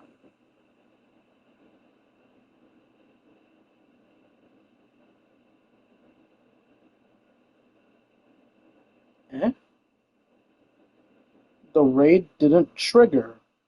Guess that means they went offline or they don't accept raids. Alright, then we're done for the night. Deuces, Twitch.